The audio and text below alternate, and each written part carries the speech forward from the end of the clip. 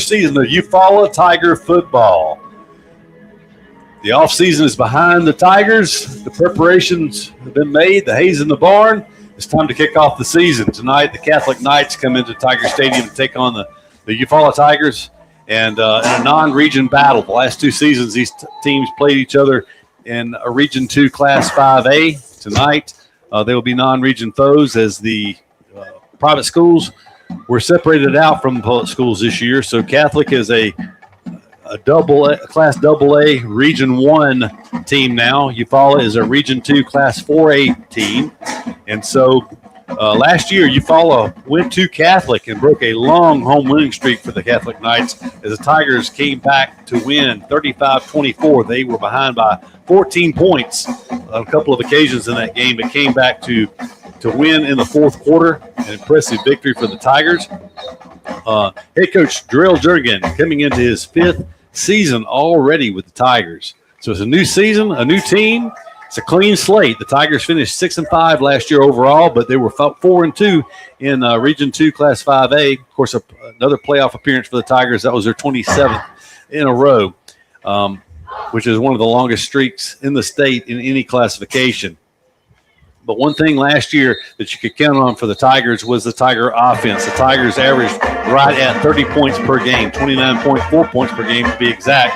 And 6 times last year, the Tigers went over the 30-point mark in games, including a 35-point performance against Montgomery Catholic. So this series is 1-1. Only two games in the history between these two teams. 1-1. Catholic came in here 2 years ago and defeated the Tigers on a Saturday. Well, as we already mentioned, the Tigers went to Montgomery last year, came away with that region victory over the Catholic Knights. Tonight is the rubber match, so whoever wins tonight will hold a 2-1 edge. Haven't really seen, I guess I did see one prediction that had Catholic favored by, I think, 11 points tonight.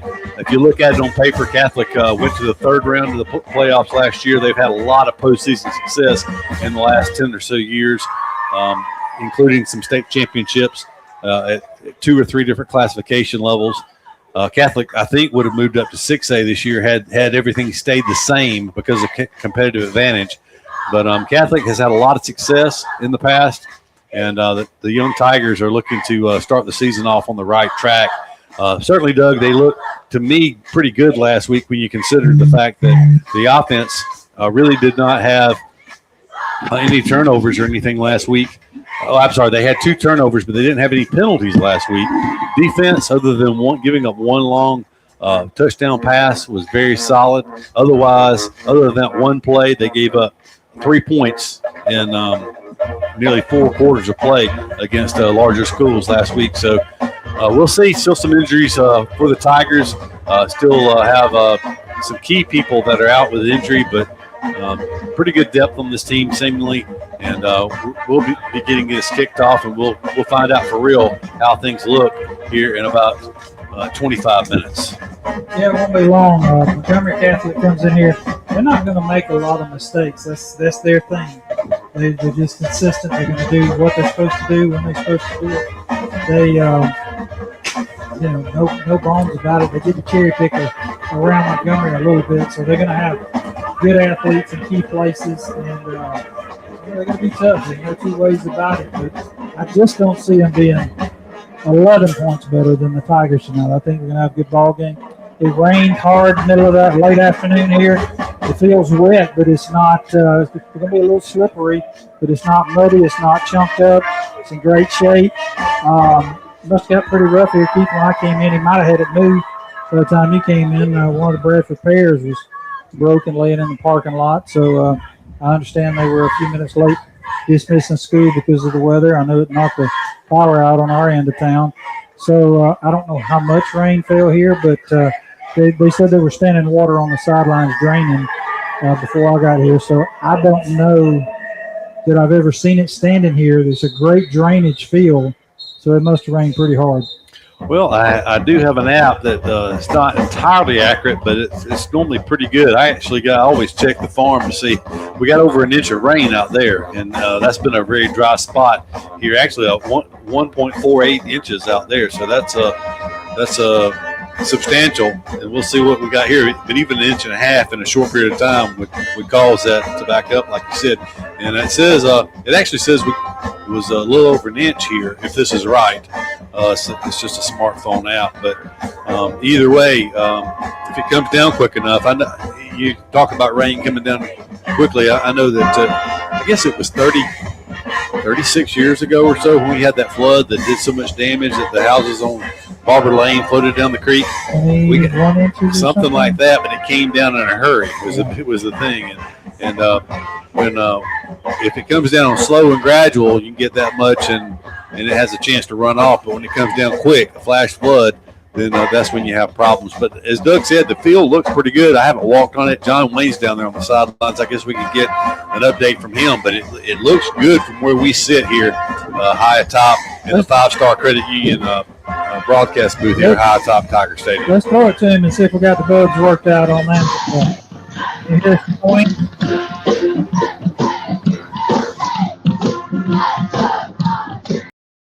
I'm hoping you can hear me. Yeah, I can see, so I'm assuming you can hear me. The field isn't in terrible shape, but you can see in places where they were warming up a while ago, there's some good deep cleat tracks and cleat marks. So I would say it's a little bit soft. Maybe with this wind blowing, it'll dry out pretty quick, and it won't cause any problem for the Tigers. But I can see there's some soft spots over here in the side. Middle looks good, but I can see some soft spots where some heels went in 2 or 3 inches, and it did.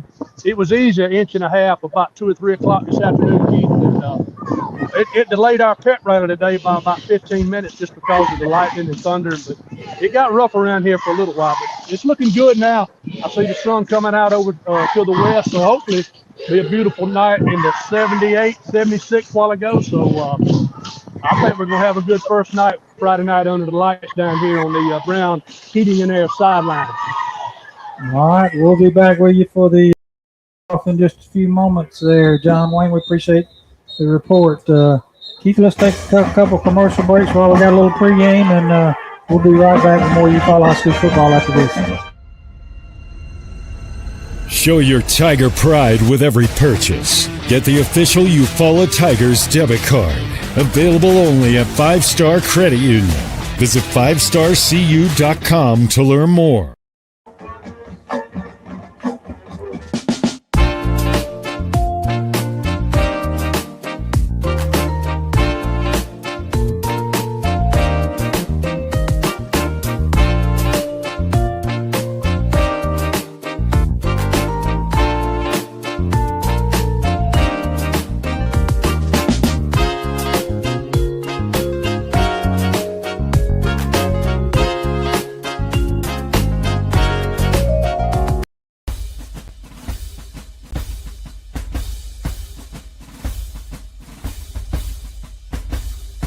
James out Wiregrass, Tim Watson, the Mortgage Man with the Watson Group, powered by Novus Mortgage, your only choice for mortgages in the Eufaula area. Please give me a call today at 334-791-0178. That's 334-791-0178. Let's go, Eufaula.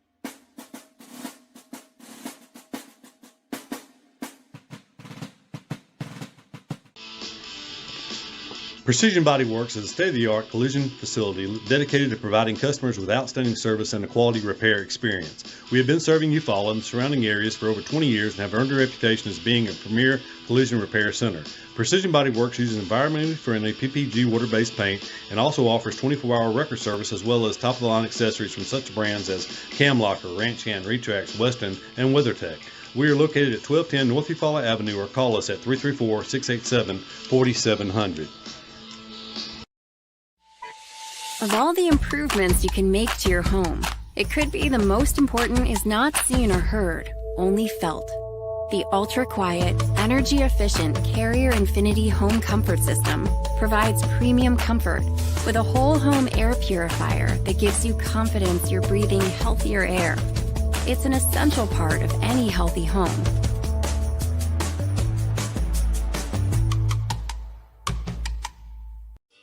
With the world changing all around us, everyone needs to be covered by insurance. So give Eric Glover with the Glover Agency a call and talk with Eric about auto, home, life, or last week's football game. Whatever your insurance needs, let Eric talk to you about being covered. The Glover Agency is located at 145 East Broad Street, Eufaula, Alabama. Call 334-687-0358. R.W. Wingate and Company is a full-service accounting firm and a supporter of Eufaula High Athletics. They are located at 102 North Orange Avenue, Eufaula, Alabama, but licensed in multiple states. Richard W. Wingate has over 25 years' experience in public accounting, and the firm's services include personal and business tax preparation, bookkeeping, sales tax preparation, payroll services, audit of nonprofit and government entities, and business consultation. When doing extra is the point, contact R.W. Wingate and Company for your accounting needs.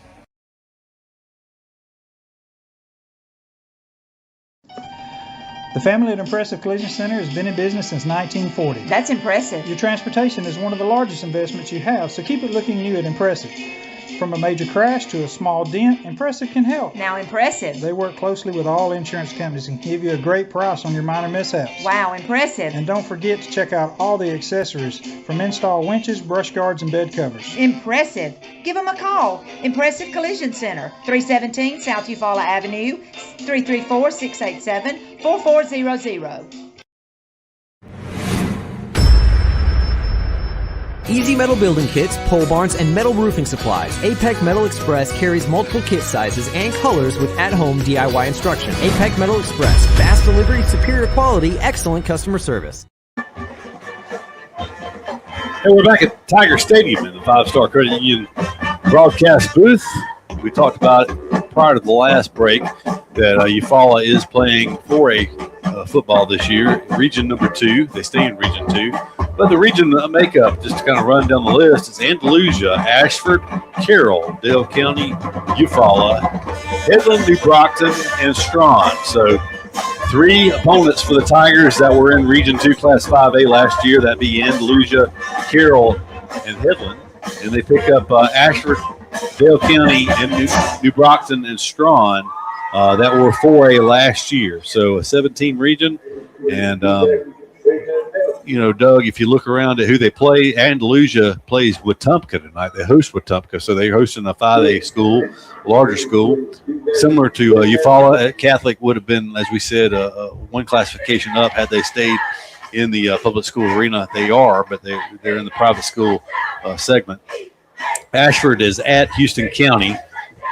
Carroll hosted Rehoboth last night. Of course, they defeated Rehoboth. Rehoboth is 5A school. Ashford and Houston County used to be a pretty good rivalry. And then you still hadn't got to the biggest rivalry of the night as far as our region. That's right. From what I hear. Yeah, Carroll defeated Rehoboth last night. We don't have the score on that game. Dale County is hosting GW Long. Headland is at Abbeville. Then New Brockton is hosting Opp.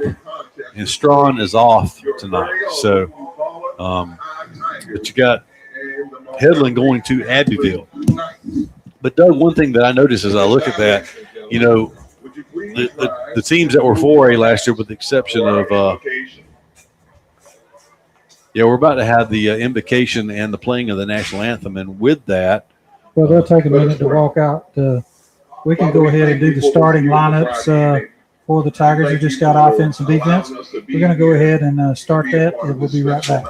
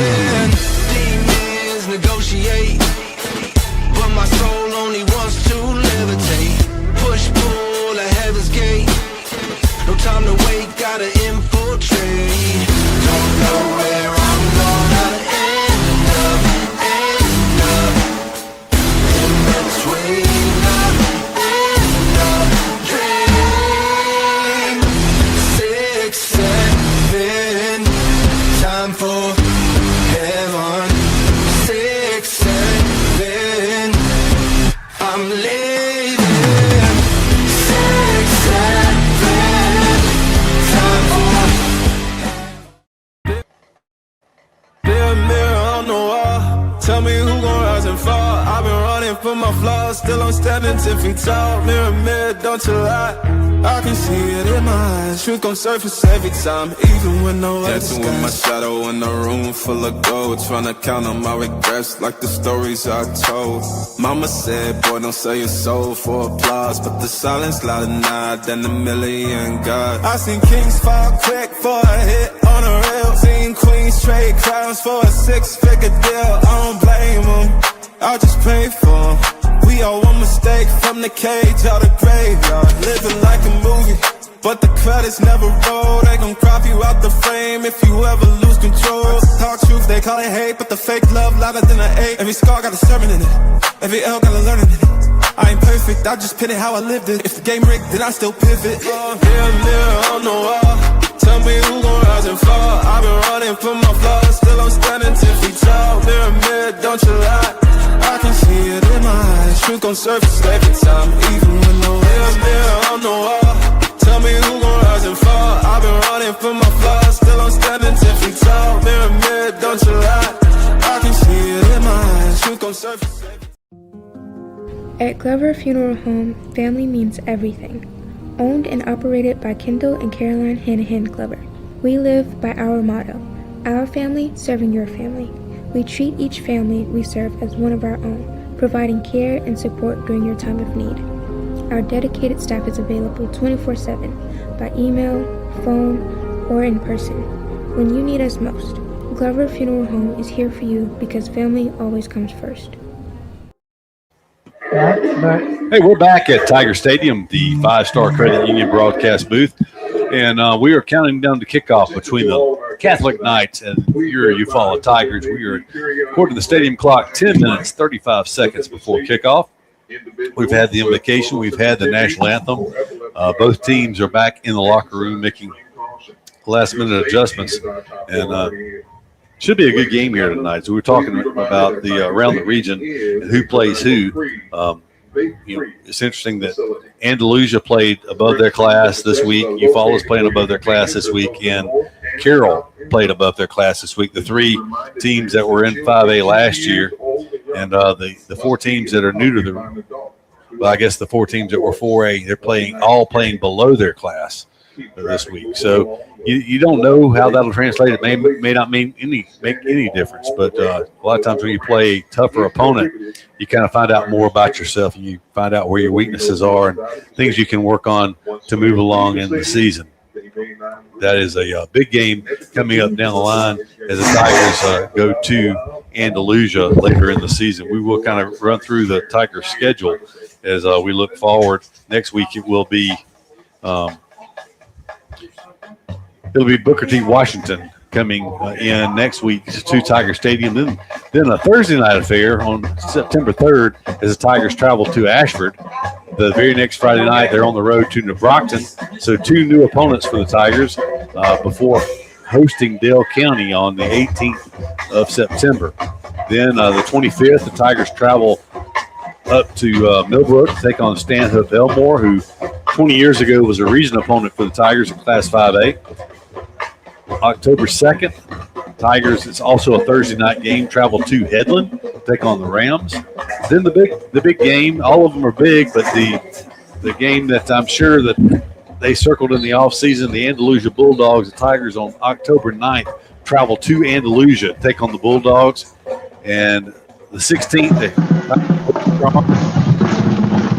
they host the Carroll Eagles, and then they're open for the 30th, hopefully resting up for the playoffs the following week.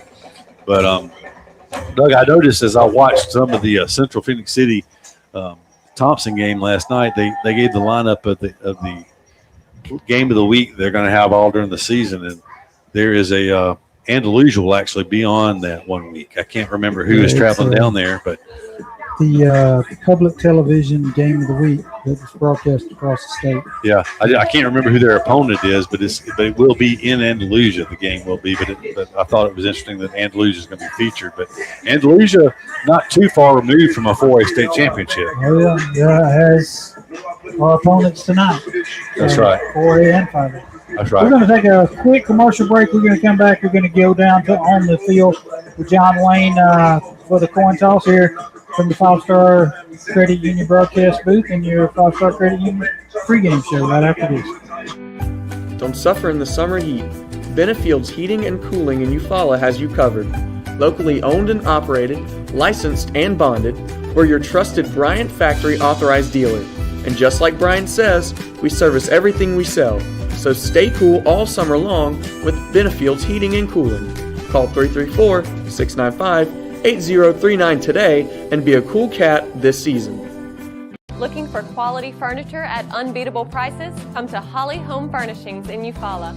From cozy living room sets to stylish bedroom suites and modern appliances, we've got everything you need to make your house feel like a home. With flexible financing options, convenient delivery, and friendly local service, shopping has never been easier. Visit us today on South Eufaula Avenue and see why Holly Home Furnishings is your hometown choice. Holly Home Furnishings, helping your house feel like home. At Sutton Heating and Cooling LLC, you get hometown service. Tanner Sutton and his team make you their priority. You can expect worry-free customer service from Sutton Heating and Cooling. Whether you're looking to upgrade your system or need 24-hour emergency service, Sutton is the name to remember. For your free estimate, call Sutton Heating and Cooling LLC at 334-695-7054. 334-695-7054. Sutton Heating and Cooling LLC. We're back at Tiger Stadium, counting down the kickoff between the Tigers and the Knights. Just under 6 minutes away from kickoff. The captains are assembling on the sidelines, and I tell you what, Doug, that combination for Catholic is going to be just about impossible to tell the numbers. They've got white jerseys, I'm sure, with kind of a gray numeral outlined in blue, but it's 11, 79, 9, and 1 captains for them. For Eufaula, it's going to be Nayland Murphy, the senior defensive back for the Tigers, along with Christian Foxworth, a senior offensive lineman, Josiah Peterson, a senior offensive and defensive lineman, and the 4-year starter, Jalen Parker, the senior defensive back, plays a little wide receiver as well. But that is your 4 captains for the Eufaula Tigers. We'll try to get the captains for Catholic. Ty Player, he is listed as a wide receiver defensive back. He is a senior for them, along with number 11, that's Fred Lewis. He is a senior linebacker running back. Also, Cam Chappelle, he is listed as number 9 and 59, defensive end, offensive tackle. That's an interesting combination. Where he's apparently going to be playing defensive end tonight. He's wearing number 9. And then the final captain for Catholic will be number 79. That's Oliver Emerson, offensive and defensive lineman, senior. So the captains are making their way out on the field. That is John Wayne's cue to make his way out there as well. So we'll be taking it down to sideline. Hey guys, Mr. Mitchell said, come on in, but you won't give him opportunity to give his instructions first before we got in that close. So, yeah, you were right, Keith. 19, 79, and 11 from Montgomery. They are hard to see from the other side. This should be hard to get to. We're going to let him get his instructions before the corner calls for a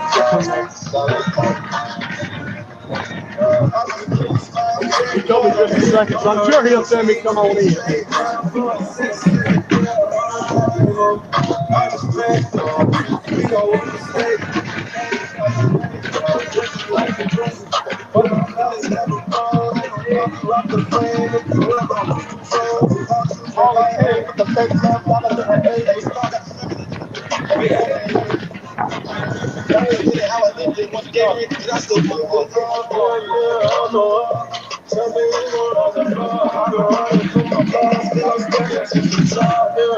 As I saw the toss landing on the ground, I couldn't tell if it was heads or tails.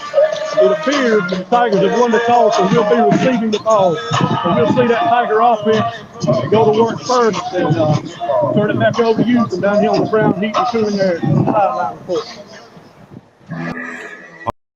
John Wayne. So the Tigers won the toss, and they elect to take the football. So that is a It's a confident move right there, Doug. Is a lot of times, especially early in the season, you want to put the defense on the field and have the option of getting the ball to start the second half, depending on how the game goes. But Tigers want the football.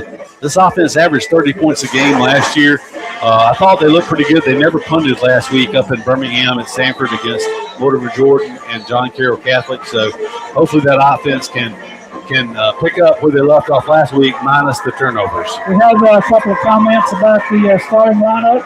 We played a little early. Let's play it again real quick before we go to kickoff for the starting lineup for the Tigers. Mirror on the wall, tell me who gon' rise and fall. I've been running for my flaws, still I'm standing 10 feet tall. Mirror, don't you lie, I can see it in my eyes. Truth gon' surface every time, even when no one's dancing with my shadow in a room full of gold, trying to count on my regrets like the stories I told.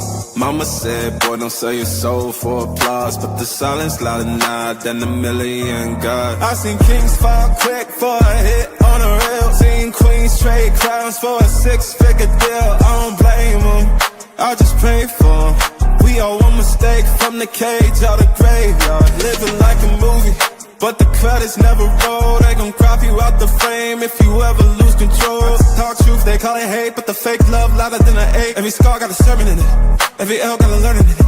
I ain't perfect, I just pin it how I lived it. If the game rigged, then I still pivot. Mirror on the wall, tell me who gon' rise and fall. I've been running for my flaws, still I'm standing 10 feet tall. Mirror, don't you lie, I can see it in my eyes. Truth gon' surface every time, even when no mirror on the wall. Tell me who gon' rise and fall. I've been running for my flaws, still I'm standing 10 feet tall. All right, here we are. We're about ready to get started here. The Tigers are back to receive the kick. And the ball's on the tee. The whistle's been blown, and here we go. There we go. There's a kickoff end over end. It's a short kick going to be fielded at the 21-yard line. Number 5 for the Tigers going to cross the 30.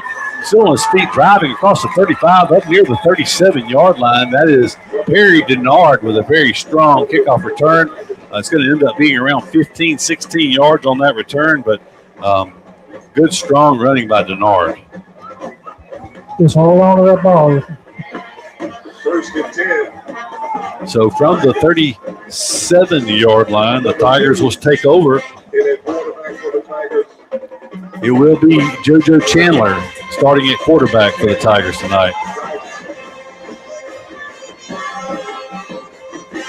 He is flanked by Denard to his right. He has twin receivers to either side.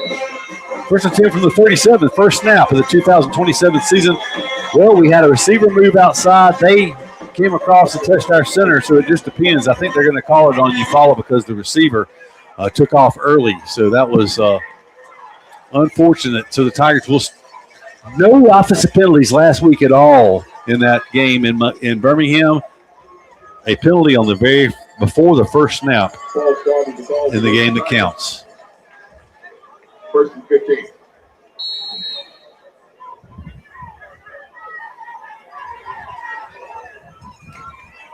Well, they jump into a 6-man front real quick. Chandler will take it. He'll hand it to Denard. Denard's going to fight and not get back to the line of scrimmage. He loses about half a yard. We saw something on that one, Keith, is they had 3 down men on the first, when they first came out, 3 linebackers. That time they saw something the way Eufaula lined up that showed run, and they dropped down to a 5-6-man front real quick, put a stop to it. Tigers going with wide receivers. They do have. We're going to throw a screen this time to Denard in the middle. They have got it set up well. Denard's going to be close to a first down. He'll come up about short. Good gain on that play, though, from the 32-yard line all the way out to the 45. 13 yards on that pass play on that screen. Makes a manageable third down situation. Where they gave him forward progress is 3rd and 2. Good job by the offensive line. You usually see that early in the season. You'll get an illegal man downfield on that, but they did a good job hanging back. 2 backs in the backfield this time, McCray, and it's going to be a handoff in the backfield to Denard, but penetration into the backfield is going to bring that down for a no gain on the play. I believe that time, I don't know if it was a read or if it was just a predetermined give, but Chandler had room had he kept that ball around the right end. Tigers will go 3 and out. And how big was that 5-yard step off, Doug? That penalty cost them a first down on this opening possession. Receiver way out there, not even in the play, kept that drive from going. We'll see our first punt attempt on the year. They actually did give him about a yard on that play, so it's going to be 4th and 1. They're going for it. Tigers will go for it here, as you said. Chandler will take the snap. Going to hand it to Denard, who has it easy. Denard's in the secondary, 40, 35. He's going to go down all the way to the 30-yard line of the Catholic Knights as a 24-yard carry on 4th and 1. So good play call by the Tiger offense, and that keeps this drive alive. They called him off guard. The Catholic never did adjust. I saw a coach running down the sideline trying to call a timeout. Paul heard a whistle, but the official on that side never moved. And the Tigers quickly got the snap, got the first down. McCray now in the backfield, the single back in the backfield. That's dash, crash and dash, I think is what he said last night. It will be McCray. No, Chandler keeps it.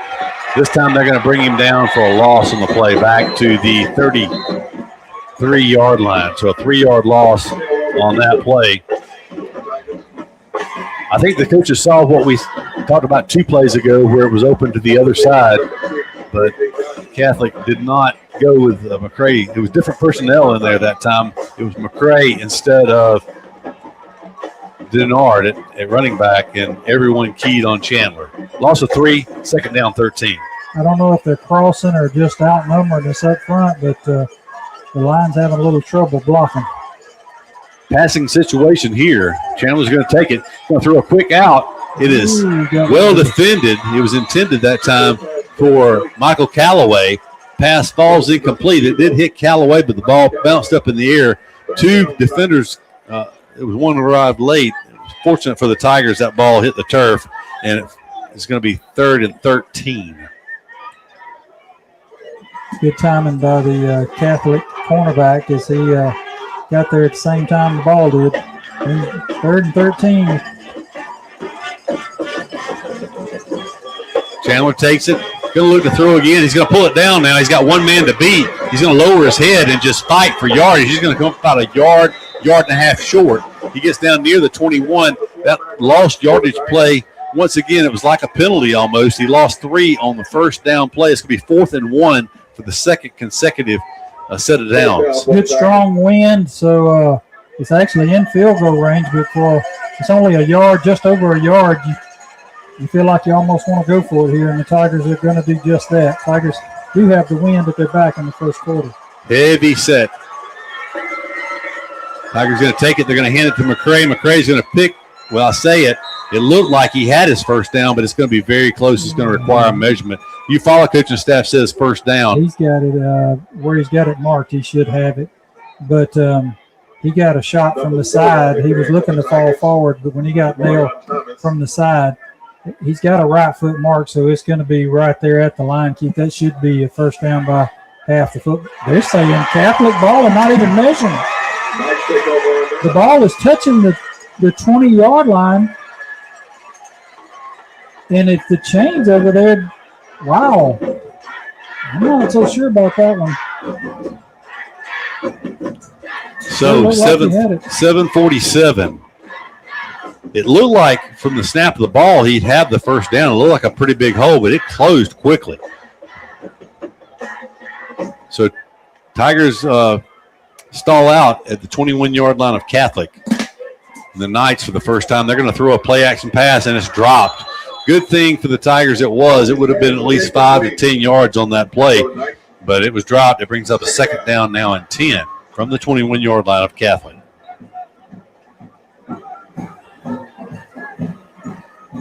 Quickly, they got 4 receivers stacked to the left, 1 to the right here. So it's a wide receiver screen, and the Tigers do a pretty good job of closing that down, holding it to only a 4-yard gain on that play. So it'll bring up a 3rd down 6 now for Catholic. That first down would come just outside the 30-yard line. They're going to run a speed sweep, a nice block, but the Tiger defense is there. And if they can make a tackle, which they do, it's going to lose yardage way back inside the 20-yard line. So it was 3rd down 6. That play is going to lose about 9 yards. Pretty good little block there by one of the Catholic guys kicking out on our end when he came in, but a whole host of Tigers in the backfield that time to stop them, and their first possession goes for -2. -2. Back to punt, standing at his own 5-yard line. Catholic punter. Deep for the Tigers, standing at his 42. Oh, high snap. High snap over in the end zone. He's running for it. He's going to kick it out of the end zone. So the Tigers get points out of this after all. They'll lead 2-0 after the safety. By the nice result of a 2-point safety for the Tigers. We'll take it. Probably a heads-up move there by the punter as he had Tigers right behind him. Tigers were looking to fall on that ball for 6. So the Tigers take the lead on the scoreboard, and we'll get the football back. So well, they would love to have had a touchdown that first possession, Doug, but the fact they held Catholic 3 and out and then still came up with points is a good way to start. 1, 2, 3, 4, 5, 6, 7, 8. Tigers' first possession was an 8-play drive that covered 46 yards total. 4 minutes and 13 seconds off the clock. Catholic, 3 plays, -2 yards, a minute 24. A minute 14 off the clock.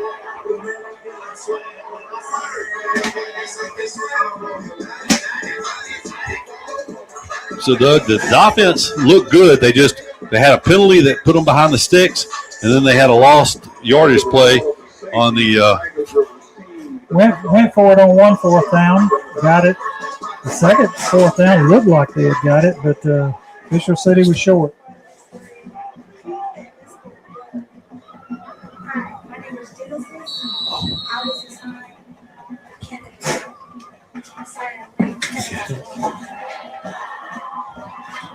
Hold on. We have some change over here in the box, so not these two buttons. There's a kickoff. It's going to come down to the 26-yard line, so a deep kick, but a nice return up the middle by Zyda Vose. It's going to put the Tigers in good field position at the 45-yard line. Just kind of keep it about right there. Follow it. The Tigers lead 2-0 by virtue of the safety on the bad punt snap. But the offense takes the field for the second time tonight. 6:27 on the clock.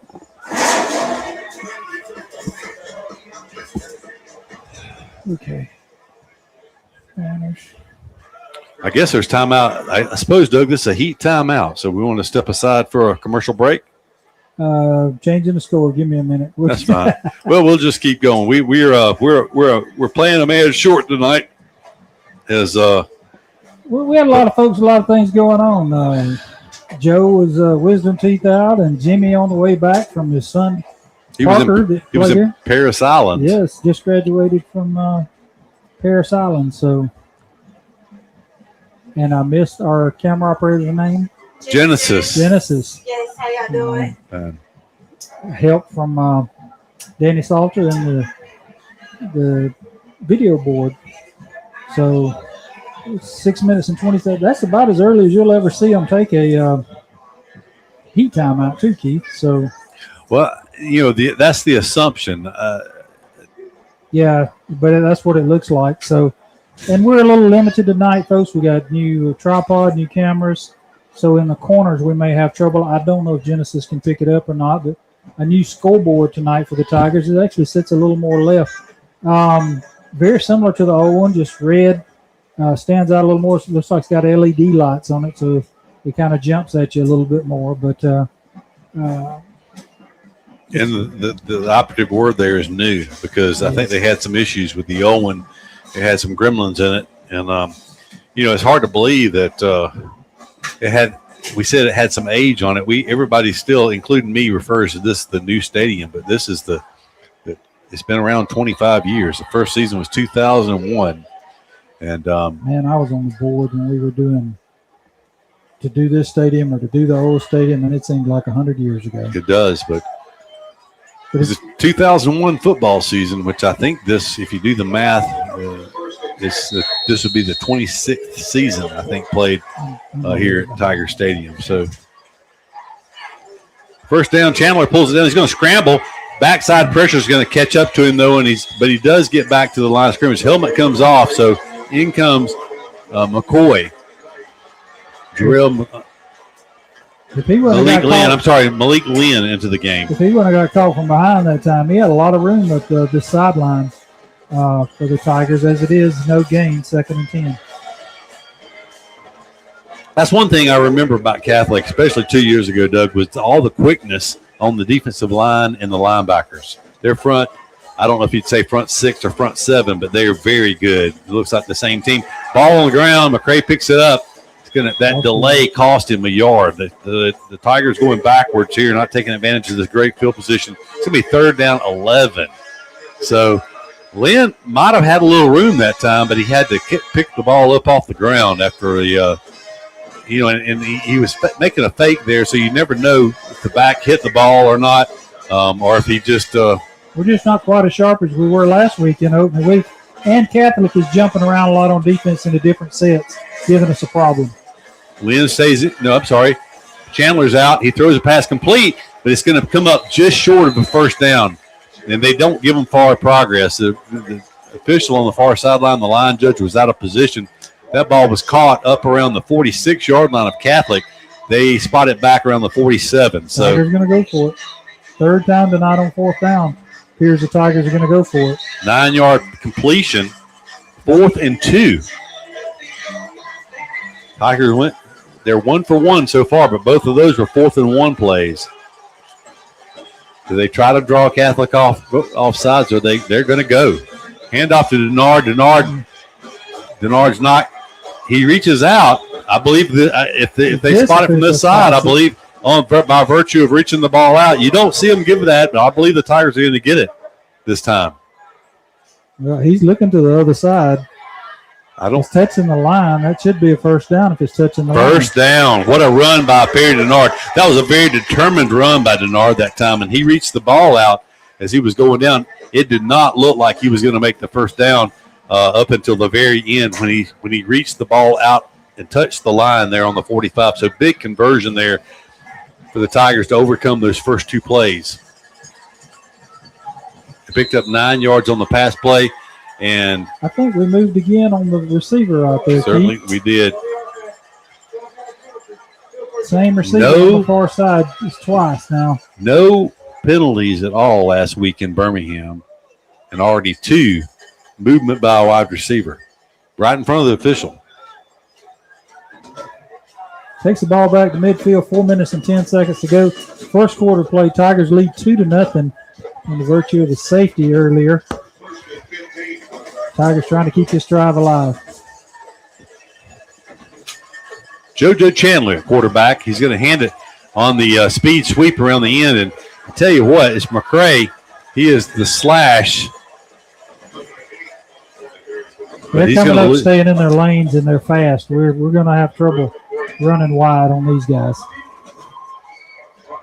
So 2nd down and 16 now after putting ourselves behind the chains on the 1st down play after converting a 4th and 2. You don't like to go for it on 4th down, Doug. You like to pay those drives off. We've done it 3 times already, so good on 2 of them. There's a snap. Looking to throw. It's Lynn back in at quarterback. He throws it. It was some kind of hand fight. They are going to throw a flag. I wondered about that. They were keeping our receiver from moving to the inside. I was going to say there was a lot of hugging and holding and accidentally running into excuse me type defending going on out there. That pass intended for Zida Vose. I tell you, while they mark this off, let's go down to John Wayne to see what he's finding out for us down there. What you got, John Wayne? Hey, Doug, it says they stay in their lanes and they're quick and they tackle well. They don't miss tackles. They don't arm tackle. And, the Tigers are going to just have to – there's been some good holes. We bobbed into snaps and everything, but there's been some really quick holes. We just got to get quicker, get in there and get going. Back to So 2nd down and 6 now. They're going to snap in the backfield, and Doug, it's a long night for the quarterback in the backs when the defensive line is establishing the line of scrimmage in the backfield. They are. They're. I don't want to say they got some big guys and some quick guys, but and Catholic has been known. They've sent quite a few guys to Division I from that defensive side of the ball, but they're wearing us out up front now. It says third down. Yeah, we just got a. Yeah, we lost. It's not an automatic first down on the pass interference, and they only gave us 10 yards on that. I don't know what they called. My goodness, it was just a little delayed route over the middle, and it's a 1 yard gain. It's a pass complete, but a 1 yard gain, and we'll see the Tigers punt unit for the first time tonight. Doug, it's one of those situations where it looks like they have 12 or 13 defenders because just about everything we do. With the exception of the 24, we ripped off a 24-yard run. We did have a 12-yard run and a 13-yard pass play, but otherwise they've kind of had our number, been where we are. We'll try to get the number of the punter. This will be the first punt of the season. It is Adrian Solaro. High snap over his head. So both teams have tried to punt it. He's going to fall on the ball, which is probably the lesser of the evils, back at the 34-yard line of Eufaula.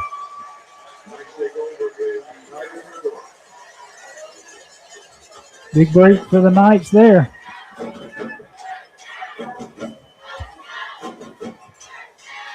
So Catholic, Eufaula returns the favor, and Catholic gets the ball in Eufaula territory at the 34-yard line.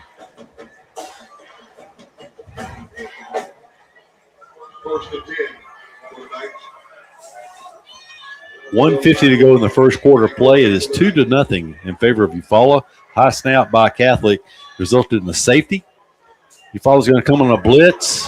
He dropped it. And the quarterback was hit as he threw the ball, and it floated up in the air, and it almost looked like two Tigers were going for the ball. I don't know if that had an effect. Jamyron Thomas and Henry Brunson both had a shot at it. I think Thomas had the better shot at it, but if he'd have caught that ball, it would have been a foot race to the end zone in the opposite direction. It is the second down and 10 from the 34-yard line of Eufaula. Catholic comes out with three wide receivers to the left, two to the right, empty backfield. Quarterback looking to throw. He's going to throw a quick slant. Tigers are there. Good coverage that time. Once again, it is Jamyron Thomas making the tackle. A lot of jawing going on down there. This turned 3-yard gain. Pretty good game the last 2 years. Turned into a pretty good rivalry with Catholic. So third down 7 from the Eufaula 31-yard line. One back in the backfield this time. He's going to run a flare route. They're going to throw away from it, though. They run a wide receiver screen, but a big hit as the Tigers stayed home. That time it was Nyan Smith from his linebacker position who came in and made that tackle. He is a sophomore. He started last year as a freshman. 2-yard gain on that play for Catholic. 4th and 5. Looks like they're going to go for it here. Tigers have jumped on offense twice tonight, not so far on defense. I'm sure they'll try to draw them off sides, but I'm sure they'll go for a play here.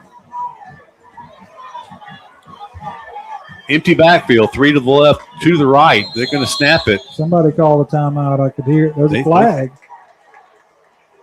It's going to be movement on Catholic. So that 5-yard penalty will turn that into a 4th and 10. It may not change their decision. This section of the field, they're only sending in one guy. I don't know. Apparently they'll still go for it. It's a big play, Doug. How big would this be for this Eufaula defense to be able to take, them get the ball at the Tiger 34-yard line, and the Tigers possibly give it back to the offense at the same spot? They tried to draw the Tigers offsides. I think it's going to be a quick kick now, Keith. So it is a quick kick.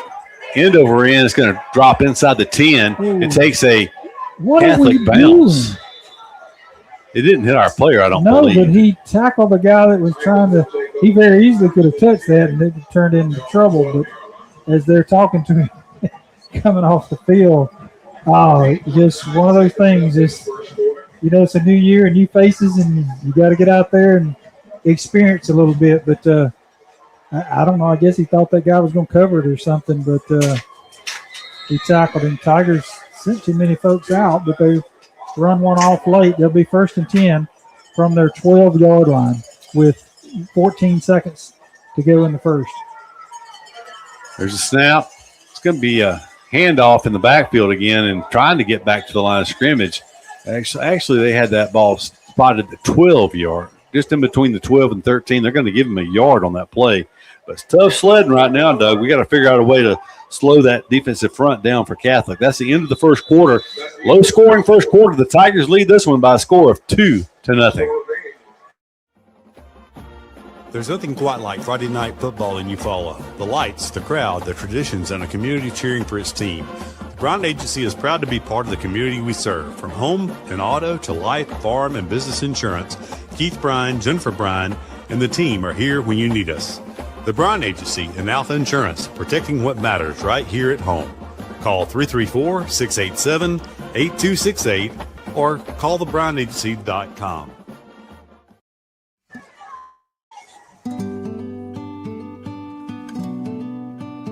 At Mid-South Bank, we pride ourselves on being the friendliest, most helpful bank in town. For over 100 years, we've been helping families prosper and helping businesses grow.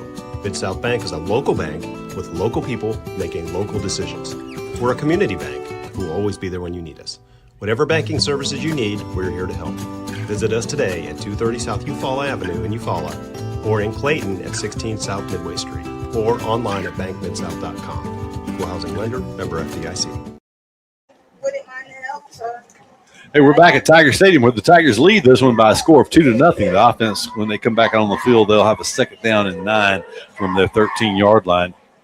Doug, this is a situation where it would be very nice, given the struggles with the punting game, the Tigers could sustain and move this ball out away from their goal line, whether they score points or not. They've just been stifled a lot at the line of scrimmage. They're running hard, and if a couple of times a whistle, they broke loose afterwards. But I don't know, Keith. We hadn't been able to get outside. The quickness of the Catholic team has kept us from doing that. The size of the Catholic team has kept us from running up the middle. I'm not sure. Maybe the little quick outs, we've thrown a couple of them, but the linebackers are hitting hard, and it's just a pretty good defense from Catholic. Maybe we find a seam and break it here in a minute, but you don't want to do nothing chancy deep in your own territory with only a 2-0 lead. So 2nd down and a long 9 from the 13-yard line. Actually, the ball was snapped on 1st down across the 12. It was in between the 12 and 13. Now the ball sits on the 13. So it will be Chandler looking. He throws it up. It was tipped and then complete. And they're getting there. You want to say a half a touch early, but they're probably timing it exactly, Keith. But don't be surprised if they don't get a flag in a minute, because it's in high school. If you see it that close, a lot of times you'll see a flag come out. But at this point, I'd call it good coverage by the secondary of Catholic. Brings up 3rd down. Chandler is a quarterback. He has Perry Denard flanking his right. 3 receivers to the wide side right, but he's looking the other way as Chandler. He throws it. A very nice catch. If he came up with it, I think he did. No, they say incomplete. Now we got a punt deep in our own territory, and you got to be a little shaky after that last snap over the punter's head. I wasn't watching. Maybe the center and the punter got over here and did some practice, but Catholic looking to come away with good field position here. Only 12 seconds into the second quarter, 11:48 to go. Catholic has definitely made it a point that they're going to make the Tigers throw the ball tonight. Lazy snap, but it gets to the punter who gets it away. It's a short kick, but it takes a big Tiger roll. They're going to fall on it. That was a risky move by Catholic, but they're going to fall at the 39-yard line. So they punt it from the 34. They get it back at the 39. So only a 26-yard punt, and a good bit of that is roll. I don't know about you, Keith, but they got to take a deep breath and relax, get a couple under their belt. The punter that time, the snap was to his left, and he went over and gathered it in, and he had some pressure. It probably could have been blocked. But Keith, I don't think when he looked up and saw that pressure coming, I don't know that he ever looked at the ball again. It looked like he just dropped it and kicked it while he was staring at the guy coming in from the right side. So just relax a little bit, and special teams will come around. So from the 39-yard line of Eufaula, 1st and 10 Catholic, they're going to look to run the ball to start off with here. They run a buck sweeper on the left side. 1 yard is all they – I'm sorry, no gain on the play. No gain on that play. A nice tackle. I believe Henry Brunson led the way for the Tigers that time. Great job by the defense. We're closing those holes, making good tackles so far.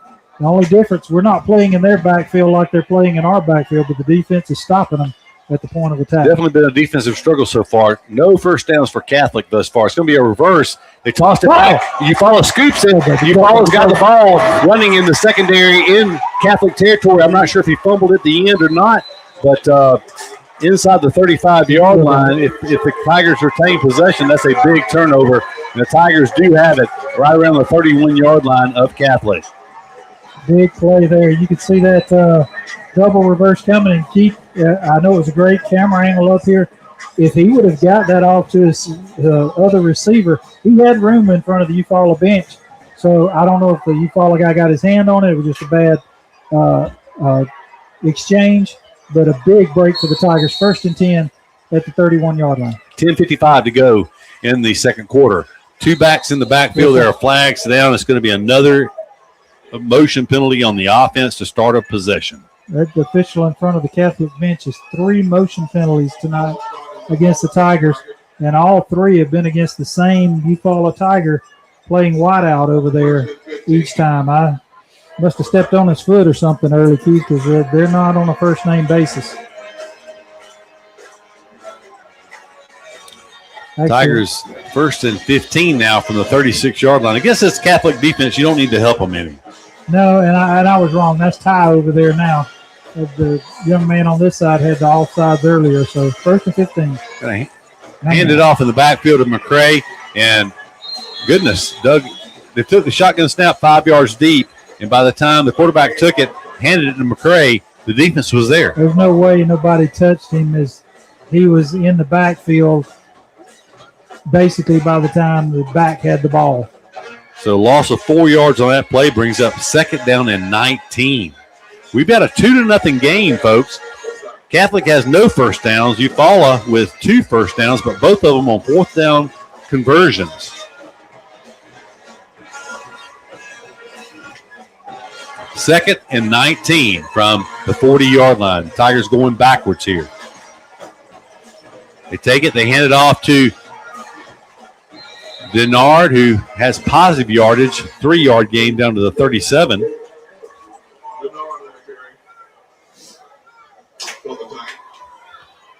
So 3rd down, 16 yards to go. The line must have been listening yesterday, Keith, as Coach Jernigan was telling them what a good job they did last week. Hasn't been the case so far tonight. They've been confused. The 4 guys up front is really taking up the blockers, and the linebackers are wearing them out. They're blitzing from somewhere every play. And there's a whistle. Tigers call timeout. They call timeout. Okay. I was thinking this was 4th down, but I see 3rd down on the marker. We'll take it. So I mean, one thing that Coach Jernigan talked about last night at the coaches show was how well the offensive line played last week. And, John Carroll Catholic had some good-sized boys. Mortimer Jordan had some good-sized boys. But these guys from Montgomery Catholic, it's what we saw. We saw it last year. We saw it more so 2 years ago. It was not just the size, but it was the strength and the athleticism and the quickness. And last year was a tough game. It was I don't want to say the coming out game for Wright but we saw a career night for Wright last year in the in the Catholic game. I want to say, I know he was Player of the Week by Channel 12, and I want to say he was in the running, if not Player of the Week for the state that week. He could not be stopped against this Carroll Catholic team last year, and looks like their defense might have watched some of that film, and they're making sure they're making some solid tackles tonight. So 3rd and 16 from the 37-yard line of Catholic. Chandler looking to throw. He's going to throw a short pass. It's complete at the line of scrimmage, but cutting it upfield with some good second effort. He's going to get down around the 27-yard line. That's a 10-yard gain. Doug, I missed I guess it was Ty McCoy on the reception. I think it was. Number 0 tried to throw a great block for him. He had 4 people to pick from. He blocked one into another one, actually got 2 of them, but they brought him down. It's going to bring up 4th and about 6. The Tigers are going to go for it here at this spot on the field. First down would come at the 21-yard line. They are going into the wind, too, here. Chandler takes the snap. He's going to pull it down now. He has some running room if he can break a tackle. Solid tackle. But it was a solid tackle, and he did not. He needed 6. He got about 3.5 or 4. It's going to be a turnover on down. So 4 fourth down attempts. We're 2 for 2 right now. Nice they go on down. 2 to.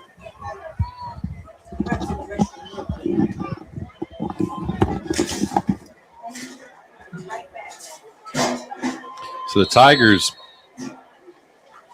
actually pick up 16 yards on that possession, but the 16 positive yards, but the penalty and the 4-yard loss.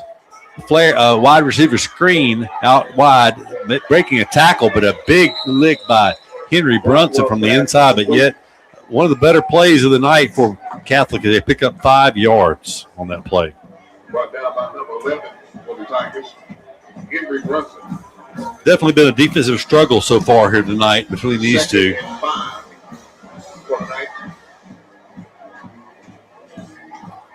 2nd and 5 from the 30-yard line. They're going to hand it. No, quarterback throws it. He is hit as he lets it go, and it sailed high and incomplete. Good coverage by Eufaula that time. That was the coverage that provided, looks like Jarrell McCray on the defensive side of the ball, playing both ways for the Tigers. Tigers are getting some pressure on their quarterback, too. It's pretty good defense here in the first half of this ball game so far. Tigers lead 2-0. 2 first downs, both for Eufaula, none for Catholic so far. Looking for their first, 3rd and a short 5 from the 30-yard line. Empty backfield for Catholic as they're going to go on a delayed count. 5, 4, 3. Will Blackwell, the quarterback for Catholic, going to throw it. It is complete. He dropped it. It would have been a first down for Catholic, but incomplete. So that'll be another 3 and out for Catholic, Doug, and they still are without a first down with 7:58 to go in the first half of play. Did not expect a defensive struggle tonight. Did not. Zach DeVos back to receive the punt from the Knights. Catholic, we'll see. The last time they came out to punt, it was 2 points for the Tigers, so they got to be a little shaky here themselves. Standing back at his 15-yard line. Zadavos is back deep for the Tigers. Good snap this time and a good punt for Catholic. As DeVos will take it at the 32-yard line. He's going to be covered up pretty quick. About a 3 or 4 yard return. He'll take it to the 36-yard line. That's where the Tigers will take over. 1st and 10 from the Tiger 36. Tigers will have 1st and 10. But the good thing there, Doug, is he caught the ball and he advanced it. He did. Good coverage by Catholic also. We see that, especially with the Broward Christians, the John Carrolls, the Catholics, a lot of the schools that have big coaching staffs. They're going to be where they're supposed to be when they're supposed to be there. They're not going to get caught out of place a lot. And Catholic doing a good job with that so far. Malik Lynn is in the quarterback. He's going to throw a pass that's complete to Zida Vos. It's going to be a short gain, but it is a gain of 4 yards on that play up to the 40-yard line. Actually, they're going to give him the 41, so that's about 5 yards on that completion. Just a quick in, but the defense was there. Yeah, they're quick. They're closing quick, but you really don't have time for a pump and a go route because the linebackers are closing hard. Lynn takes it. He's going to deal it off to Denard this time. Denard lowers his head. He's going to be up close to his first down, up near the 46-yard line. I think he may be just short of his first down. It's going to be close. I'm telling you, that's some grit running, and the guys are trying to block. Catholic is keying somehow. We're giving away something, Keith. I don't know if you noticed at that time. They shifted over when they saw where we lined up, and they put 2 guys right in the hole we were trying to run through. Denard did a great job of picking up anything there. He saw it, just picked his way through and kind of muscled it out for the first down. That was a very good 5-yard run by Perry Denard. 2-play first down for the Tigers. Only the third of the first half, but none for Catholic. There's a snap. Lynn's looking to throw it down the field. It's going to be – there's no flag on that play. I cannot believe that. There was maybe they had hands on each other. Maybe it was hand fighting, but definitely Catholic had a hand on Zidavos' jersey, pulling him backwards. But he had good coverage. He was right there with him. So incomplete pass. It'll be 2nd and 10. Definitely a lot of coverage. Catholic is definitely taught to lean on you a little bit in that secondary. The blitz coming from outside. There's a handoff inside. It's going to be Denard. He's going to pick up 3 yards to the 49-yard line. Brings up 3rd down and 7 now for the Tigers after the 3-yard gain. Number 2 going out for Catholic. That was the guy on the coverage on the last play. He's favoring his right leg a little bit going off.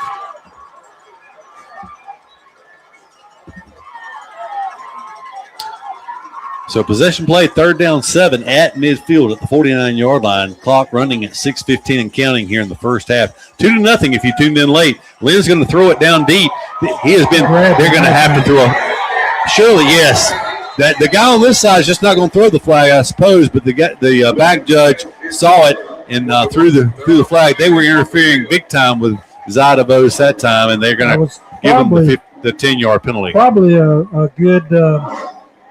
a good flag for them because DeBose had got behind him, and they're already moving the chains on the far sidelines in anticipation of. So it is a 10-yard penalty on the pass interference, and it will be 2 first downs now for the Tigers on this drive. They had 2 first downs the entire night prior to this possession, but this possession began back at the 36-yard line of Eufaula. They are now at the 41-yard line of Catholic. Let's take a quick timeout. We'll be back right after this timeout. At Mid-South Bank, we pride ourselves on being the friendliest, most helpful bank in town. For over 100 years, we've been helping families prosper and helping businesses grow. Mid-South Bank is a local bank with local people making local decisions. We're a community bank who will always be there when you need us. Whatever banking services you need, we're here to help. Visit us today at 230 South Eufaula Avenue in Eufaula, or in Clayton at 16 South Midway Street, or online at bankmidsouth.com. Equal housing lender, member FDIC.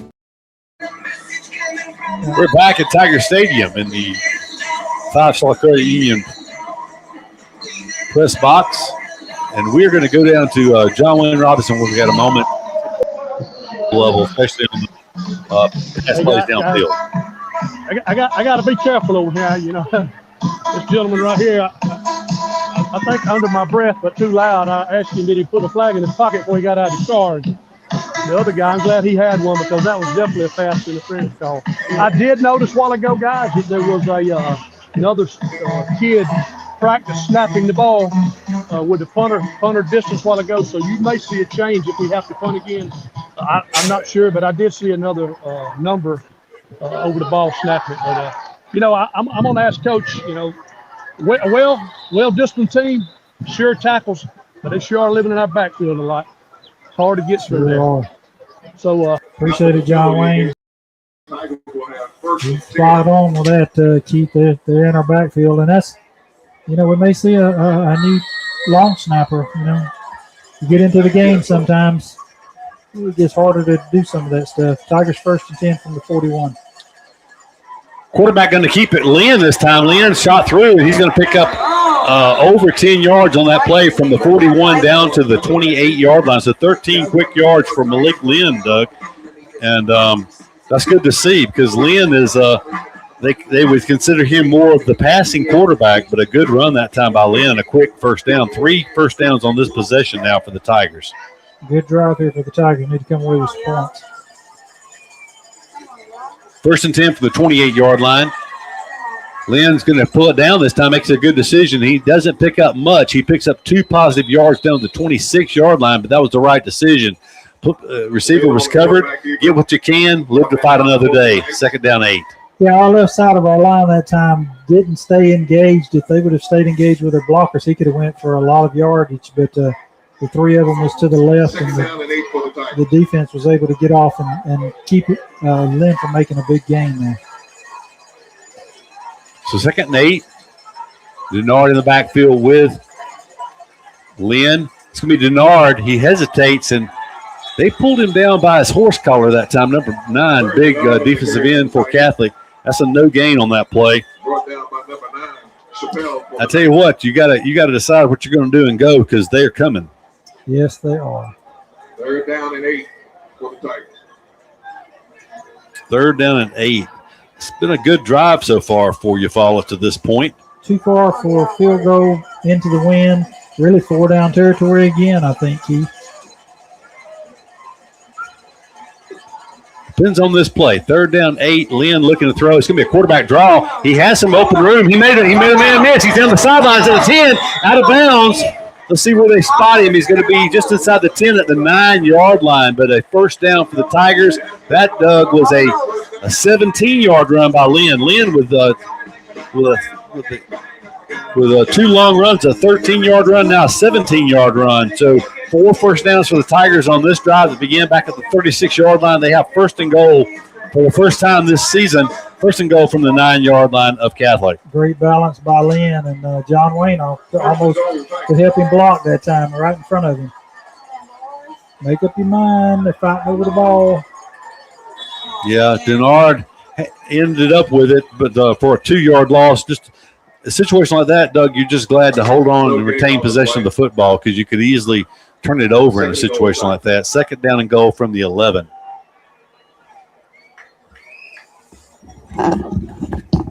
Found something that worked there for a minute. The quarterback's just faking the handoff and reading it that time. They couldn't decide which one. Long time to get this play in, but there's still 15 seconds on the play clock. Tigers in good shape.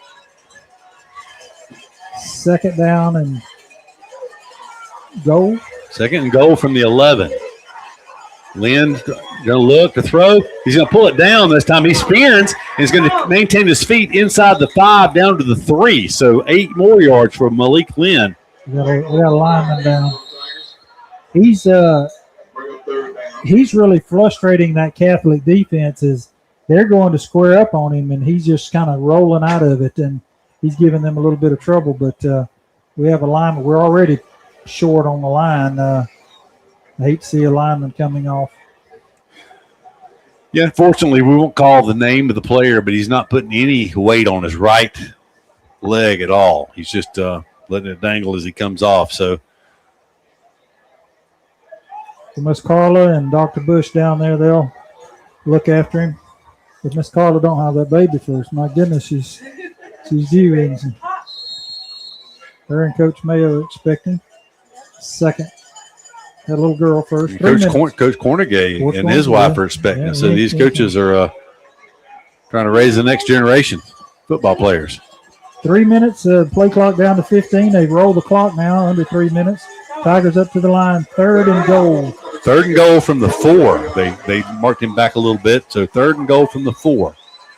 Motion back across to McCray. They're going to hand it. No, Malik Lynn follows him behind. He's going to be very close. Oh, he got stretches out. It's a touchdown. Malik Lynn with an inspired run, 4-yard touchdown run from Malik Lynn. The Tigers now lead 8-0.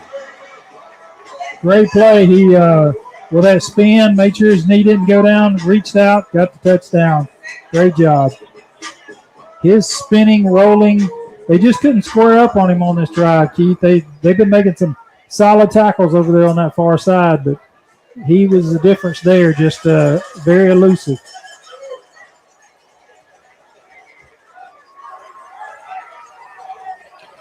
Salt and pepper formation. The Tigers lead 8-0, trying to make this a 2-score game here if they can convert this extra point. Kicking game's been an adventure here so far tonight. This would be had no problem last week, but there was no rush. And it's a bad snap. You're going to roll out. They're going to throw it in the end zone. And we were there, but we don't convert. So the score remains 8-0, Doug. You know, the special teams looked pretty good overall last week, and it's been anything but here so far tonight. But nevertheless, the Tigers lead in this game 8-0 with 2 minutes and 35 seconds to go. The Tigers possessed the ball that time 6 minutes and 11 seconds. They moved from their 36-yard line in for a touchdown. It was an 11-play drive, and when we add up these stats at halftime, Doug, it's going to look like a Tigers have run many more plays offensively than Catholic has. Catholic still with no first downs in this game. I was just going to say, Catholic's got 2 minutes and 35 seconds to work with, but they've yet to get a first down here tonight. You know, their coaches are a very good team for a reason.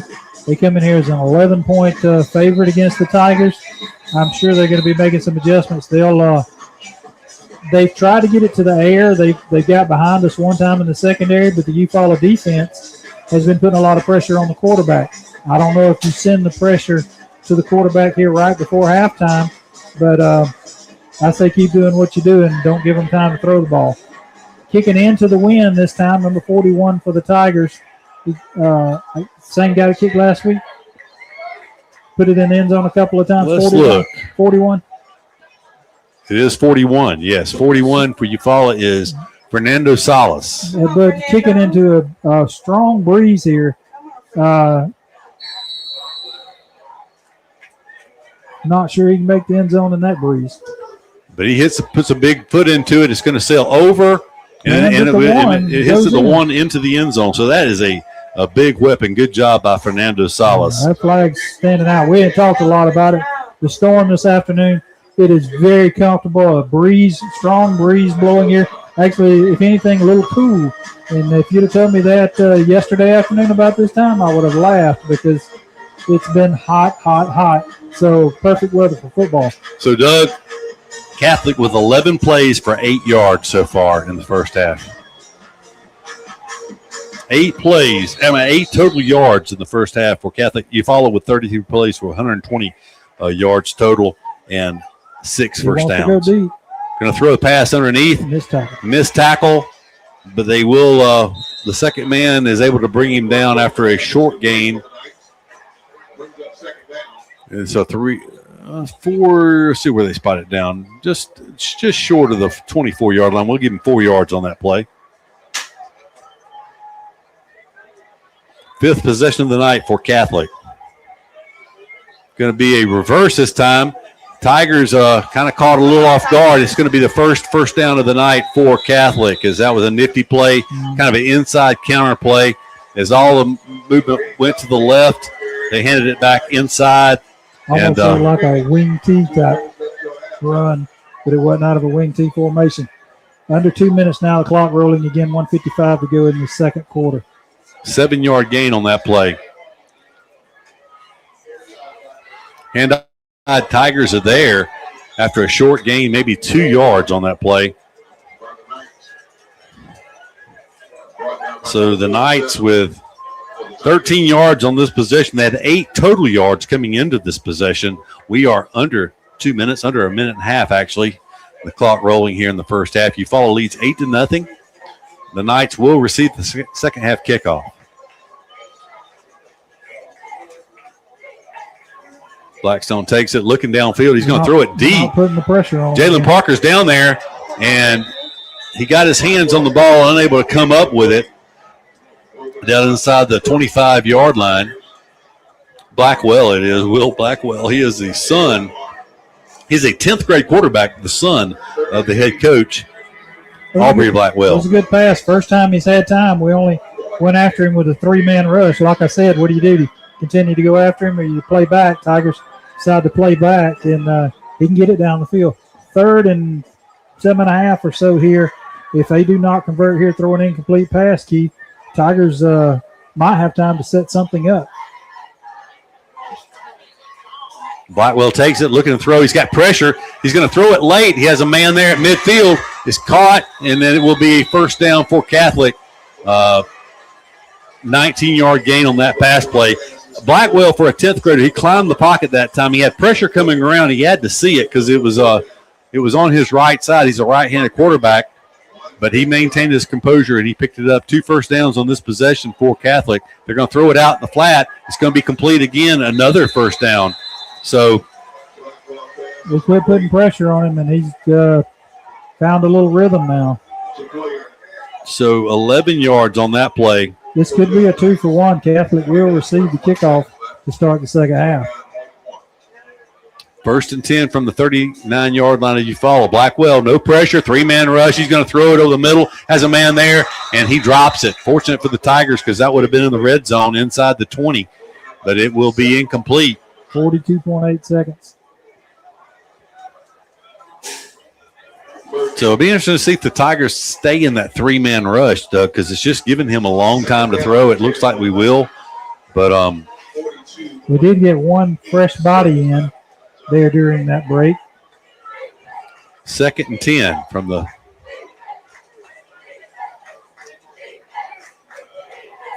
I think they actually spotted that inside.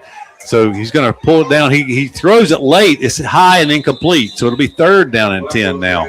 That was just a sophomore mistake by the quarterback there, Keith, as he was rolling out. It was only a 3-man rush. He really ran right into the defender of the Tigers that was being blocked, and it caused him to have to throw the ball high and air it. But we'll take it. Incomplete pass, 3rd and 10. As he gets a little older, he'll learn to sidestep that block and make an accurate pass. Big play for the Tigers. They keep 3-man rush, but they get pressure. Nevertheless, it's a screen.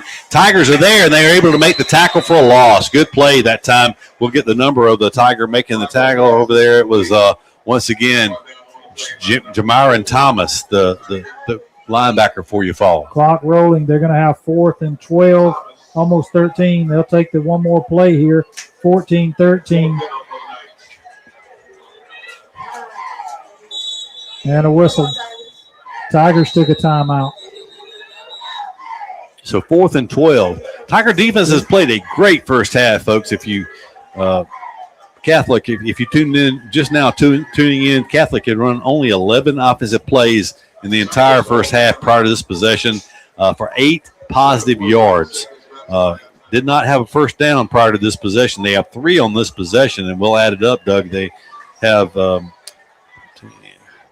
somewhere around 40 yards on this possession alone. They took over at the 20-yard line. No penalties, so it's actually I guess it is exactly 40 yards on this possession so far. I hate to give them time to talk about what to do on this last play, but the Tigers weren't taking that time out to preserve any time on the clock. They just didn't like something they saw in the secondary, and it took a timeout with 7 seconds. You know, Tigers. So do you change up and bring an extra man this time? Well, they hadn't got hardly nothing all night if I brought an extra man and put a little pressure on them. They've got 40 yards in this drive with us bringing 3. It's tempting to bring that extra guy, but you got to get to him if you're bringing an extra guy. But we stay in it actually when we are staying in the 3-man front. We've got the right defensive end flexed out further and trying to come around the corner. He's going to pull it down as Blackwell. He's going to throw it late. He's got a man in the end zone, a single coverage, but he throws it out of the back of the end zone. So it'll be a turnover on downs with no time left on the clock. That's the end of the first half. The Tigers will go to halftime leading 8-0. We're going to go down to catch John Wayne. He'll talk to Coach Jernigan on the way off. Hey, guys. Coach Jernigan going to be here. He's coming I'll catch him right here. He's talking to somebody. But, we got you. While we're doing that, John Wayne, did you want to help block down there a while ago? You was right out on that play on the I timed my steps just when they'd stopped right in front of me. I didn't need my leg took out. I'm too old for all that. 8-0, not what we expected coming into the night. A safety and a touchdown, a missed extra point for the Tigers. And John Wayne set up ready for Coach Jernigan when he works his way off here. I think he may be over checking on one of his players that was. We had the lineman go down over there in front of you. Oh, here he comes. I got him right here. Okay, good deal.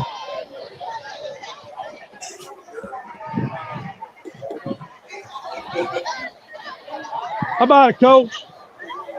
I got some new. We ain't got to stretch our arms out. So we're a little tougher battle than we might have thought. Well, I mean, Montgomery Catholic's always a tough ball team. Well disciplined, great tackling team. They living in our backfield there. A quarter and over a half. Offense finally made a good drive. Defense is good, doing well. I think they may have 2 first downs all night. Yeah, defense playing their butts off. You got to shut out the first half. They playing wonderful because Brown got them boys going right there. Offensively, we shooting ourselves in the foot. Receivers got too many false starts to put them behind the chains from the get-go. And like you said, they bringing a lot. So we just got to catch it when in there blitz with the right play. But we're going to go and make some adjustments right here and there, some different blocking schemes. Yeah, it looked like almost every play they're sending one. From somewhere middle, outside, every play they're sending. They are, and the back is doing a good job of topping our running back. So we just got to, like I said, we got to go in and make adjustments and see what they're doing. We know what they're doing. Right. And I know you wouldn't put a guy to snap the ball in the game if he nerves getting to our snapper. Well, that last one right there on the extra point, we had Foxworth went out with an injury, had a sub come in, and he hit the leg of the sub that came in, was standing behind him, and he was supposed to be over at guard. So that's what happened on that one. But we got a first-year snapper, so hopefully the nerves gone. We come back with adjustment in the second half. Good deal. Appreciate you, Coach. Go make him adjustments. All right, guys. Brown, Heath, and Cooley sideline reports. You heard Coach. Go make some adjustments. They see the blitzing coming almost every play. Make some adjustments. They shut it down. Maybe we'll have some running lanes, passing lanes. All right, John Wayne on there again now, so we're good to go. We're going to take a couple of commercial breaks, and we'll be back with more Eufaula High School football after this timeout. Looking for legal help you can count on right here at home at Robertson Law Firm in Eufaula. We're your neighbors, and we're here to make life challenges a little easier. Buying or selling property, we'll guide you through every step. Dealing with probate or estate matters, we'll walk alongside you with care and compassion. And if you've been injured, we'll fight to get you the compensation you deserve. Robertson Law Firm, trusted legal advice close to home. Every representation is made with the quality of legal services performed by the quality of legal services performed by other lawyers. When it comes to protecting what matters most, there's a State Farm agent who believes in something bigger than insurance. At Phil Schuler State Farm, our foundation is simple. Love your neighbor as yourself. From auto, home, life, boats, and motorcycles to travel trailers and umbrellas, we've got you covered.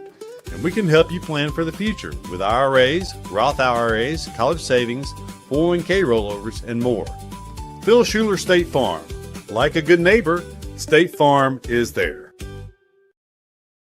If somebody cannot come to us, we go to them. It's something that we do on a regular basis, something we don't mind doing, and we work on a contingency basis. No one has to pay us any money up front. They do not have to pay us unless we collect for them, unless we are successful in resolving their case through a settlement or through trial. They don't have to pay us any money unless we get favorable results for them. If you're hurt in a car wreck, call Penn and Seaborn. It won't cost you anything to see if we can help. No representation is made that the quality of the legal services to be performed is greater than the quality of the legal services performed by other lawyers. Oh, you want me to talk now? There you go. Are we good? Sorry. Just walk with it. Okay. Keeps me growing today. Did I stutter? Yeah. It taught me the small town look. I can't say it. Why? And busy today. That's not good. Real estate done different. Led by faith, driven by results. Friday nights in Eufaula mean Tiger football, and when you're looking for a great food to go with the excitement, there's only one place to go: Willie T's Chicken Fingers.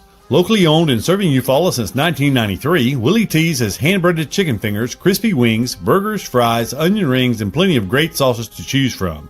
It's great food, it's Eufaula tradition, and it's the perfect way to fuel up before the Tigers take the field. So before the big game, stop by Willie T's at 126 State Docks Road. Willie T's Chicken Fingers, proudly supporting Eufaula Tiger football. Show your Tiger pride with every purchase. Get the official Eufaula Tigers debit card. Available only at 5 Star Credit Union. Visit 5starcu.com to learn more.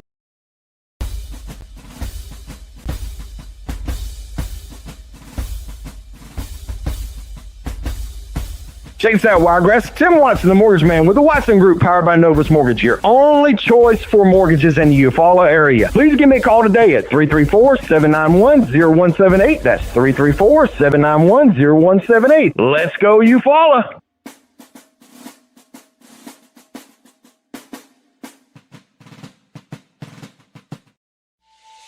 Of all the improvements you can make to your home, it could be the most important is not seen or heard, only felt. The ultra-quiet, energy-efficient Carrier Infinity Home Comfort System provides premium comfort with a whole home air purifier that gives you confidence you're breathing healthier air. It's an essential part of any healthy home.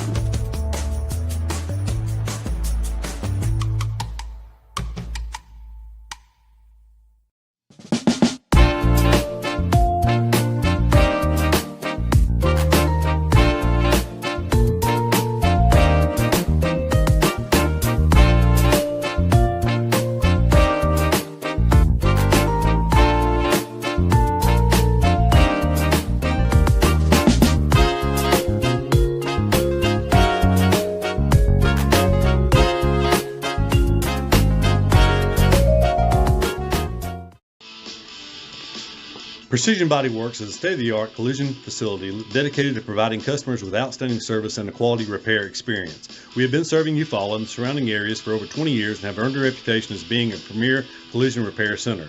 Precision Body Works uses environmentally friendly PPG water-based paint and also offers 24-hour record service as well as top-of-the-line accessories from such brands as Cam Locker, Ranch Hand, Retrax, Weston, and WeatherTech. We are located at 1210 North Eufaula Avenue or call us at 334-687-4700. With the world changing all around us, everyone needs to be covered by insurance. So give Eric Glover with the Glover Agency a call and talk with Eric about auto, home, life, or last week's football game. Whatever your insurance needs, let Eric talk to you about being covered. The Glover Agency is located at 145 East Broad Street, Eufaula, Alabama. Call 334-687-0358.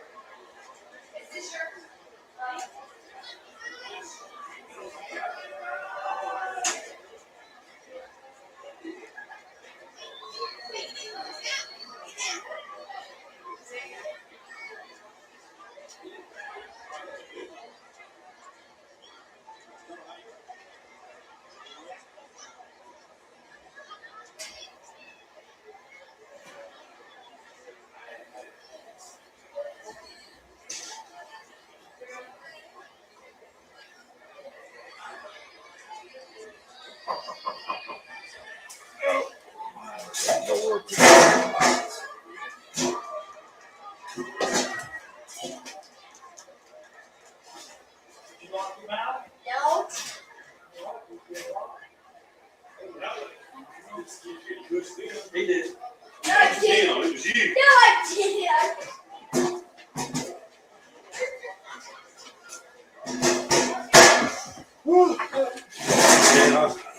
I was trying to go down there and they were ordering. I ended up jumping over the fence and going on the grass. Little sign said for them not to. Yeah, they were. It was backed up, but they were just standing there talking.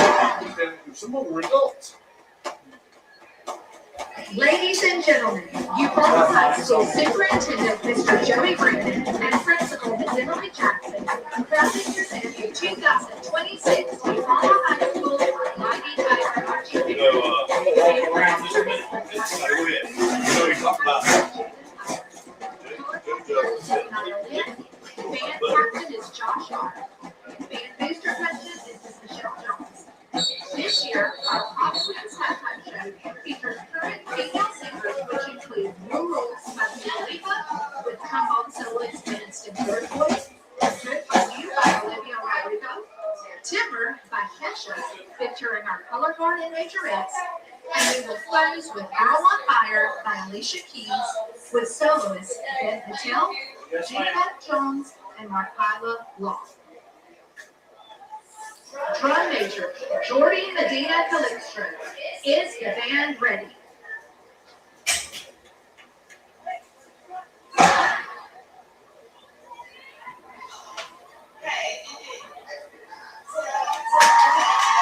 You can now take the field for performance.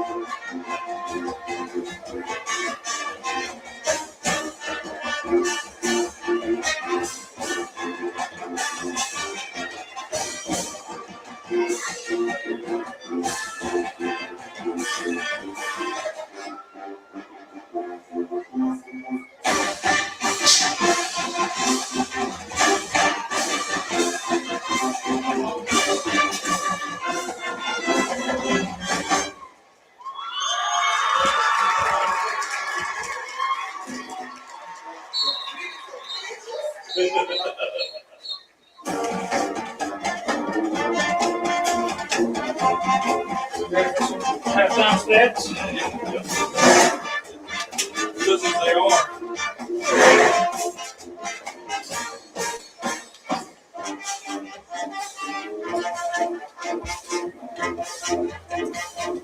Woo.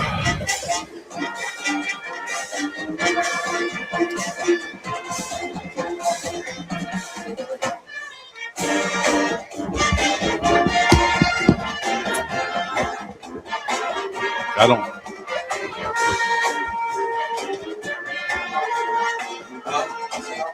That's what you started saying? No, I was just going to say, yeah, this is I think we got, it ain't going to take long.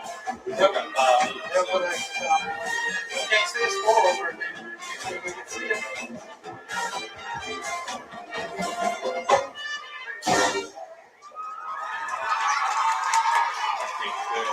I got somebody over there. We don't have any scores from any of the other games either, do we? And it's posted last night. The Andalusia game on the TV is going to be hitting the prize. Enterprise is I don't think they're all there this year. Everybody's telling me they're super young. I ran into the radio guy at the media day. Yeah, He said they heard. Hey, what is his name? I was thinking it a while ago. Now that I got to think of it, I can't call it.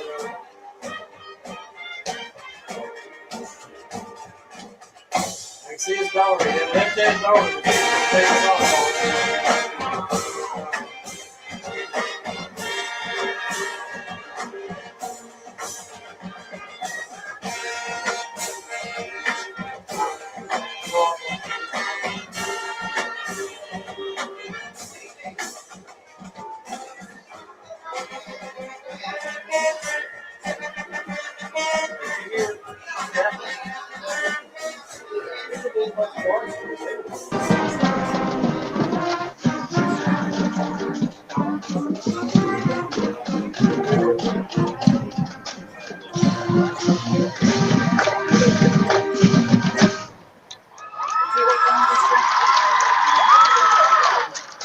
Now stand and cheer as the band spells out Egan Chest and plays Hooray for Tigers.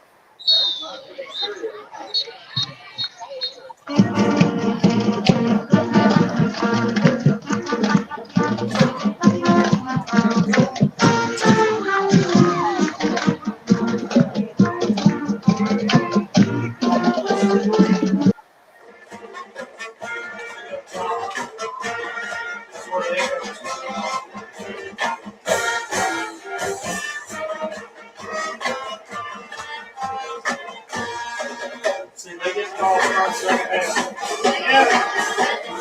Still got to make you nervous. It's a long score. I wish we could kick her at 4. I mean, we were up 9-0. I would feel a lot better about it. Did you hear Seagal when he was interviewed? He said he put a different snapper in on the and the guy that lined up behind the center had his legs. Maybe it's the other. Anyway, the second time when he started to come on for the guy's leg, it was dropping. The guards were standing there. Because you know how they cross legs a little bit. So, Concession stand tonight. The North and South end zones are doing an outstanding job providing delicious snacks and meals. All proceeds from the South You come up. football program and proceeds from the North stand go to the Mighty Tiger Band. Thank you for your support of our wonderful music programs and our student participants. I don't understand.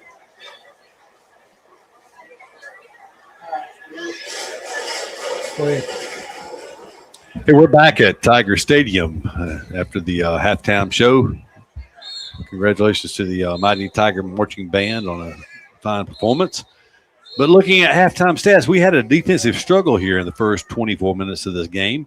Each team had the ball for 5 possessions. And Catholic, as we already mentioned, as we were headed into the halftime break, for the first 4 positions, they had no first downs. They had 11 plays for 8 yards total. They had 10 plays for 40 yards in their last possession. So they ended up with 21 plays total in the first half, 48 positive yards, 3 first downs. Eufaula, on the other hand, 33 plays run in the first half, 120 yards of offense, 7 first downs for Eufaula. Eufaula, an interesting side note, 3 of 5 on 4th down, including a 4-yard touchdown run by Malik Lynn with 2:35 to go in the first half. So that was a big conversion by the Tigers to go up 8-0 course, they missed the extra point kick. The other 2 points came on a bad snap by Catholic on the punt. Each team turned the ball over on punt, on a bad punt snap. Eufaula ended up scoring a safety. Catholic got the ball at the Eufaula 34-yard line, but the Tiger defense was able to hold them 3 and out. Actually, 3 and out. I think they punted to Eufaula, and Eufaula took over at their 12. But it's been a defensive struggle. Eufaula, like I said, prior to that last possession by Catholic, had a 33-play-11 advantage over Catholic, but Catholic ran just about as many plays on that last possession as they had the entire first half. But, Doug, the Tiger defense was in a prevent type situation. They only had 3 linemen rushing. The passer, certain the Tigers won't run that here in the second half. Yeah, let's see. The clock ran out. Catholic still warming up. Tigers yet to come out. Except special teams officials just now coming out. I want to go down to John Wayne just a minute if he's listening. I saw him talking to one of the injured Tigers coming back. Maybe he's got us an update on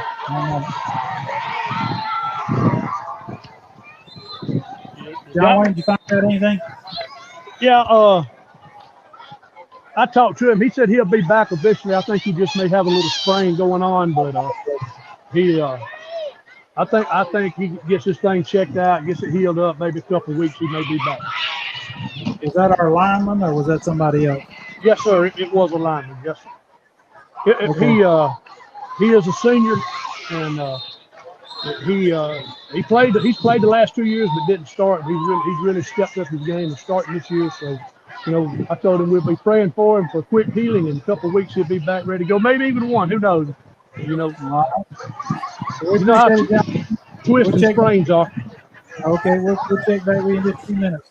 Keith, while we have a second. We didn't play the defensive side, so our defense is going to be coming out here. We'll do the starting lineup as much as we can on the defense side while they're warming up.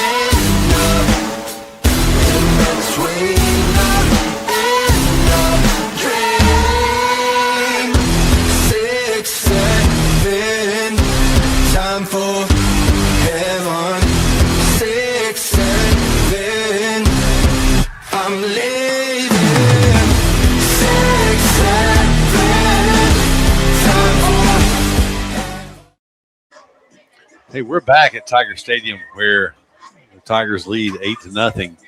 We're about ready to start the second half. Tiger defense will be on the field to start off with as Catholic will receive the second half kickoff. Doug, halftime adjustments, you'll have to see which team does the best. Catholic did a good job moving the ball there on that last possession of the first half. It was really a 19-yard pass play. They had back-to-back plays, one for 19, one for 11. That moved at 30 of those 40 yards. And that was against the Tiger, soft pressure, only rushing 3 guys. So we'll see if that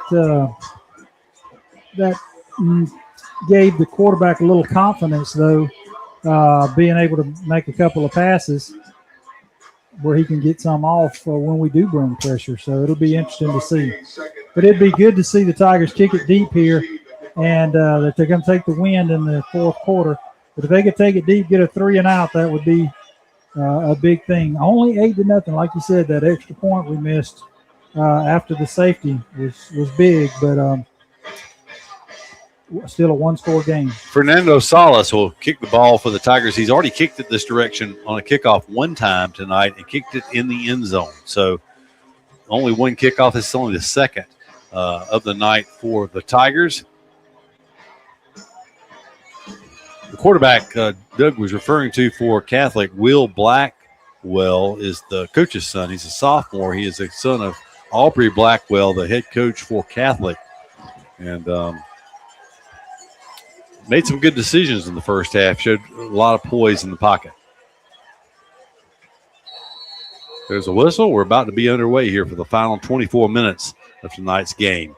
It's a squib kick on the ground. It's going to be fielded at the 25-yard line. It's going to be brought back across the field, and I don't know if it was holding or not, but a nice one-on-one tackle that time by Zai DeVos, because that player had a head of steam. If DeVos don't make that tackle, he's around the end. Yeah, that was either a mighty good block or he had some magnets or something in there because he was stuck to our defender trying to reach out and make that tackle. But a good return back out to the 37-yard line is where the Knights will start this offensive possession. Tigers showing a 3-man front here to start the second half. Goodness, that's surprising. Well, they may walk the linebackers up like Catholic and bring somebody, but we'll see.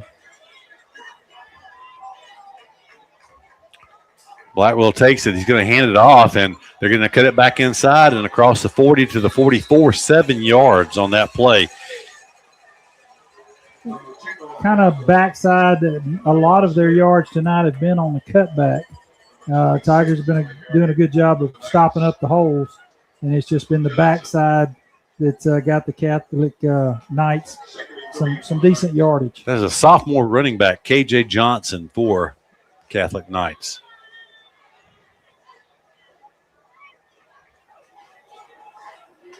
Blackwell calls for it. He'll hand it to Johnson once again. This time he is stacked up in the backfield. First man there for the Tigers going to be number 44, Kareem Lamons. The official on this side had it about a yard loss. One on the far side where the chains are, it says 2 yards. They'll mark it at the 42.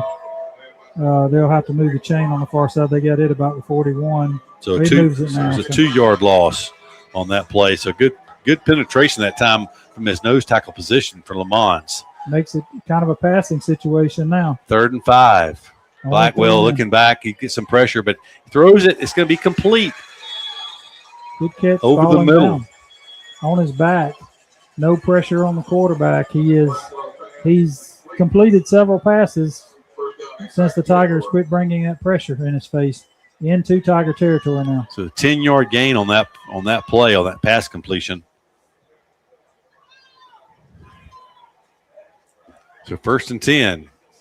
Going to throw a quick wide receiver screen. The Tigers are there. They're going to bring – no, he breaks tackles. Goodness, not sure tackling that time for Eufaula is what you look like it'd be no gain on the play. Actually picks up the better part of 5 yards. Tigers need to make good tackles there. You know, both coaching staffs talked about this importance of this first drive. The Tigers to stop them, the Knights to put some points on the board. And so far, the Knights have been able to keep the chains moving. 2nd and 6.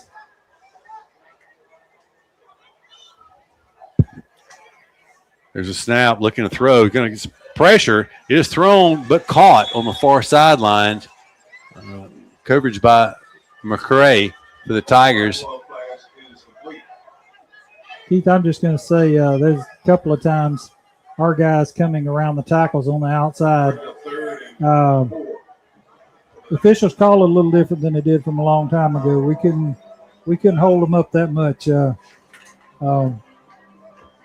I guess they're keeping their hands on the inside. Catholic doing a good job. That was a long, risky throw for a 1-yard gain last time. So 3rd down and 4 is they'll shift the strong side back over to the left. Blackwell takes it. He's going to hand it off to his running back, Johnson, who's looking to turn the corner. He'll get his first down. And more as he gets inside the 30, he'll get down around the 23-yard line. Number 26 over there. Johnson. That's good enough for it. Back right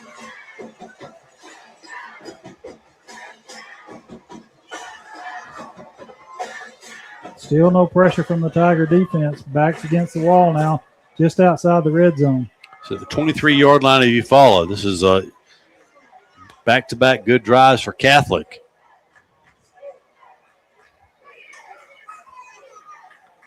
Going to throw the pass. It is on the back shoulder of his receiver, but He had separation from the Tiger defensive back. It's going to be yet another first down inside the 10-yard line now, down around the 9-yard line of Eufaula. So that's a 14-yard gain, Doug. They're kind of just they're picking up right where they left off with the 2 minutes before the half when we backed up and kind of played prevent almost. That's when they started moving the ball. A lot of people say prevent defense will prevent you from winning sometimes. Blackwell takes the snap. He's going to hand it to Johnson. Johnson puts his foot in the ground, cuts back inside. He's going to be close to – he's going to have a first – no, he'll be down near the end zone about the 1-yard line. So 8 yards. Doug, I don't remember. Did we play in a 4-man front early and we shifted to this 3-man? Yes, we had 4 or 5. We were bringing linebackers. Good penetration that time by the Tigers. In the backfield, they're going to bring him down for a loss back to the 4-yard line. So a loss of 3. They're bringing in a big, heavy set. A whole bunch of big guys coming in for Catholics. So I'm glad they didn't have them down there when it was only 1 yard to go. So that was a loss of 3. So it's 3rd and goal from the 4. Eufaula had a similar situation earlier with 4th and goal from the 4, and it was able to score on a nice run by Malik Lynn. Catholic here.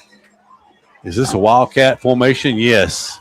Number 11 in the backfield for Catholic is Fred Lewis, listed as an inside linebacker running back. Lewis will take the snap. He's going to run it left. Tigers are there. He's going to come down after a yard gain to the 3. So it'll be 4th and goal from the 3. Only a yard gain there. It is 4th. I was thinking 3rd. It's 4th. Let's see if they go for it here or if they'll attempt the field goal. Looks like they're gonna. Looks like they're gonna attempt the field goal, Keith. It is a tough angle in high school. The hash marks are further spread. No, they're going for it. Yeah, 83's gonna line up at quarterback. Number 10, Blackwell, actually came back into the game. He'll take the snap. He's looking in the end zone. He throws it, and they came out of the backfield with that player that time, and it's a touchdown. They score on 4th and goal from the 3.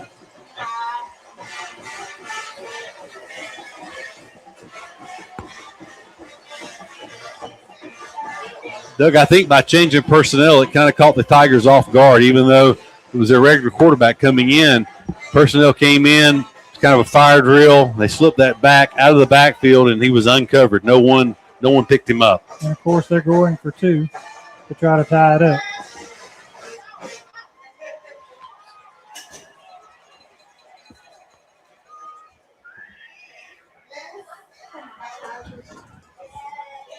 Taking a long time. The play clock has not even started. Yeah, I don't know what's going on there. Different ball out.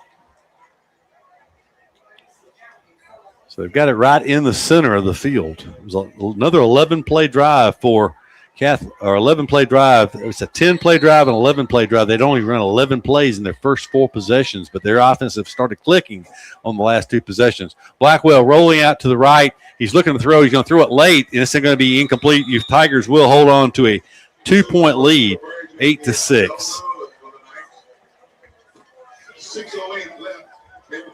So a 11-play, 63-yard drive for Catholic.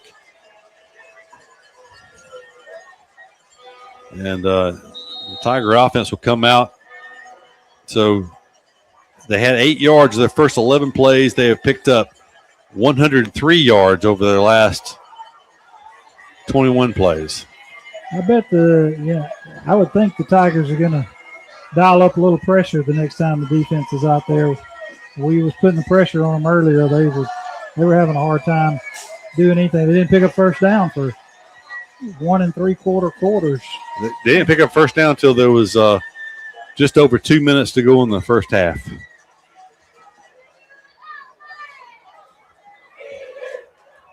Offense needs to come out and move the ball here. We'll see. The quarterback for the Tigers, spinning, hard to hit. That was the answer in the first half. Catholic defense was doing a good job of stopping up the holes. Really wasn't a lot the Tigers could do that was working. I was wondering why they were waiting. This is heat timeout. It's 6:08 to go in the But fourth. the key of the first half, even though the Tigers ended up with 120 yards of offense in the first half, which wasn't terrible, but the majority of that came on that last possession. Almost half of it came on the last possession. But it was the penetration by the Catholic defensive line in the Tiger backfield. It was the problem the entire first half. Keith, I know they're down too, but we haven't watched Catholic this year. No film, anything like that. Sarge, you probably know. But I'm going to tell you, I know this is a heat timeout, but there has been a lot of instructions being given to that kickoff team. Would they dare try an onside kick here? The way their defense is playing, I mean, it wouldn't be a bad gamble. This juncture of the game. It was certainly still a possession from Eufaula too.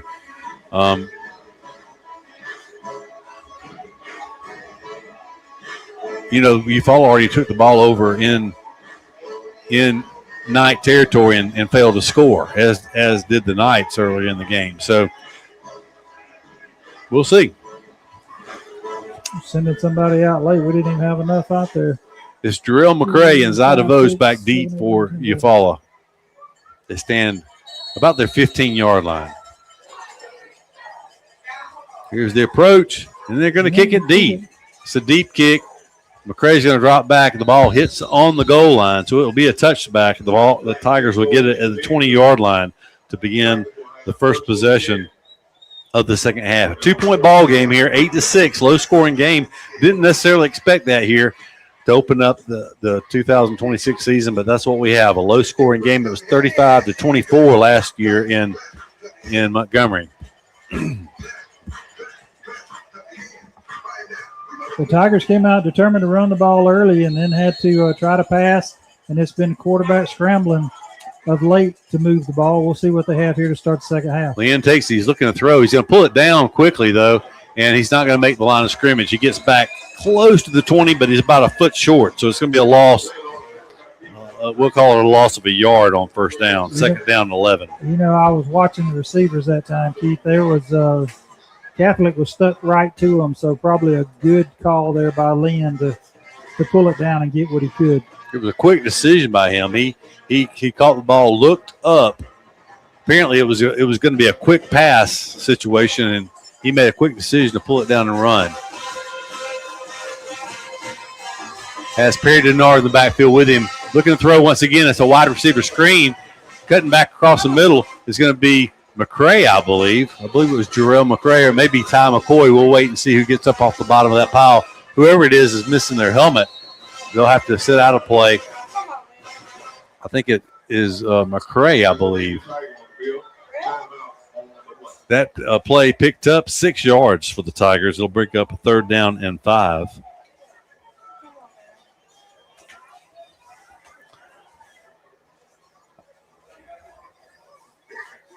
Like I think it's a cramp.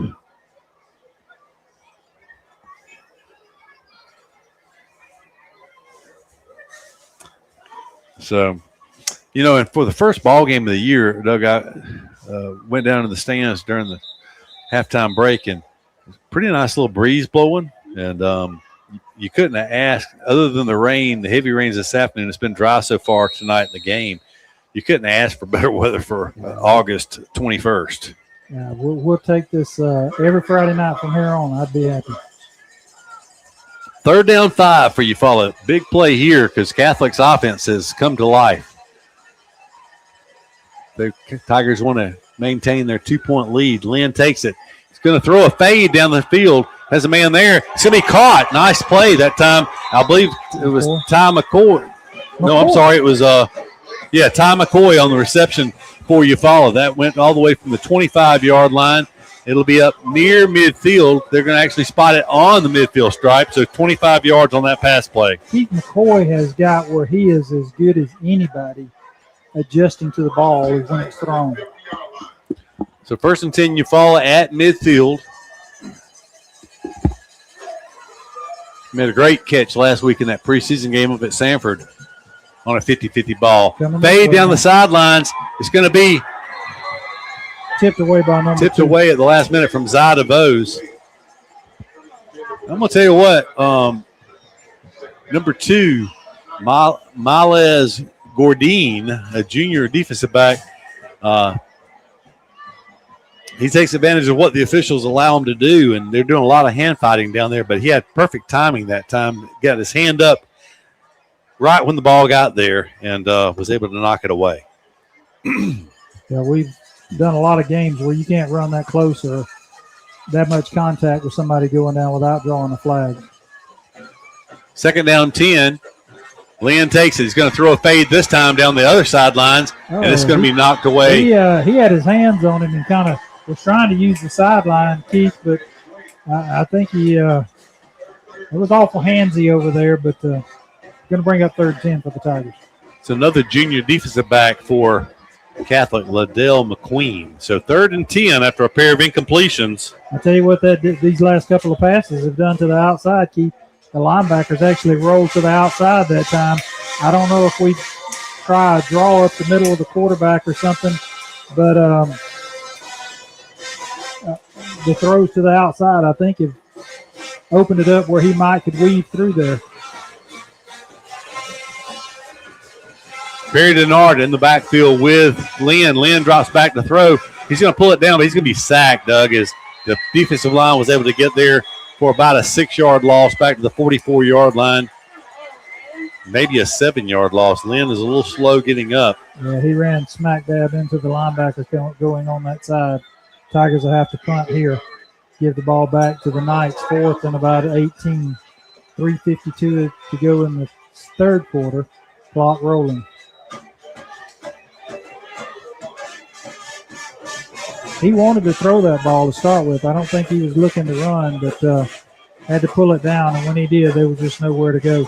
Well, is it going to be a quick kick? Because they've left the offense in there. I believe that's what they will do. It is. Well, they're lined up. Oh, they took a timeout. Tell you what, I don't like them being that close and a chance to block it. But if we're having trouble snapping it way back there. It's JoJo Chandler. You know, we saw the Tigers do this just a few years ago where they had a hard time, and we did that quite a bit. We'd line up with the offense and then drop the quarterback back and do the quick kick. I believe it was I'm trying telling age. Our coach's son that played quarterback. He played receiver up until his senior year. Had a great senior year, but he punted quite a bit out of that short drop. You know, Eufaula's had some crazy crazy things with punters and kickers over the years. I remember, was it Brandon Tew? There was a manager or something one year on the sideline, and they found out he could punt and wound up being our punter. That is telling age, because that was a long time ago. Because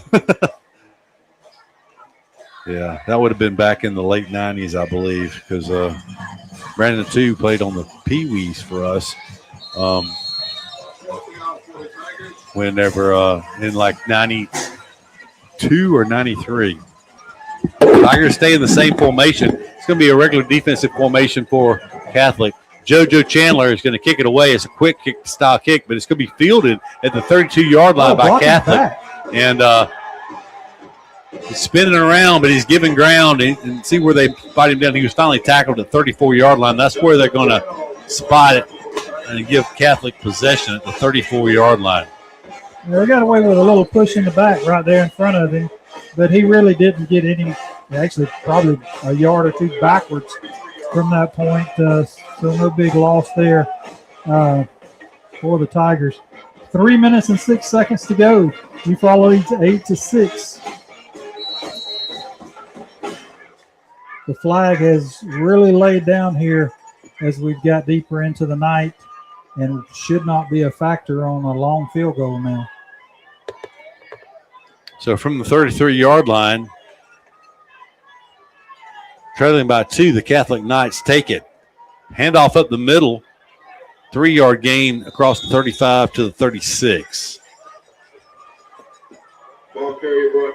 So second down now 7 for Catholic. This has been a defensive struggle from the get-go.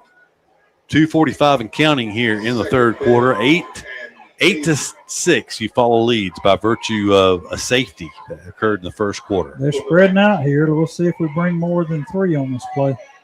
Still a 3-man front for Eufaula. Looking to throw is Blackwell. He's going to throw it down the field. Has a man there. He makes the catch, but he's out of bounds. So it'll be 3rd down 7. It'd be great for the Tigers to reestablish themselves defensively here and get a 3 and out. Great opportunity here on 3rd and 7. But Catholic has really found their footing through the air, so to speak. You could almost see the young quarterback get that confidence on that last drive before the half, and he's come out here connecting on some long passes. He's going to go empty backfield. Going to throw a screen. It's going to be nearly intercepted. Read very well by Eufaula. Henry Brunson came in there, jumped up for it, but he got hit by a lineman from Catholic. If he catches that clean, he was headed towards the opposite end zone. As it is, it's an incomplete pass in a punting situation. 3 and out for the Tiger defense. Good job to hold on to the lead. They'll get the ball back for the Tiger offense, maintaining that 2-point lead. So a 3-play, 3-yard possession for Catholic as they drop back in punting situation. Their last punt snap was a good one. Their first one sailed way over the punter's head. Zadavo stands back at his 25-yard line awaiting the punt. I think they got to delay a game there, Keith. They were shifting over. Was he fixing to run a fake there? He rolled out. I'm not so sure he wasn't fixing to run a fake to that right side. They had shifted a man over. Luckily for the Tigers, he ran out of time right before the snap of the ball. 4th and 13 now. There's a snap. He's just doing the rugby-style kick. Kicking it away from DeVos. It's a short punt that goes out of bounds just inside the 40-yard line, somewhere around the 37, 38-yard line. They walk up. It looks like maybe the 38-yard line is where Eufaula takes over with good field position. It's about where they punted from earlier. So just an exchange of short punts for these two teams. And with 2:11 to go here in the third quarter play, Eufaula takes over, trying to extend their 2-point lead. Strange snap there. Yeah, I mean, I was looking for a penalty, to be honest with you. The way it was almost like it was an inadvertent snap. Yeah. But it's a loss of a yard on that play after all is said and done.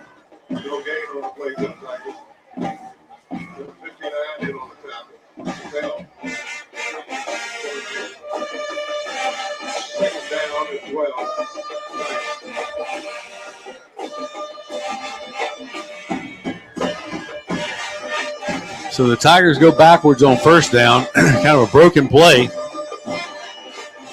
It's about 11 and a half yards roughly to go for the first down. They're going to hand it off for the first time in a long time to Perry Denard.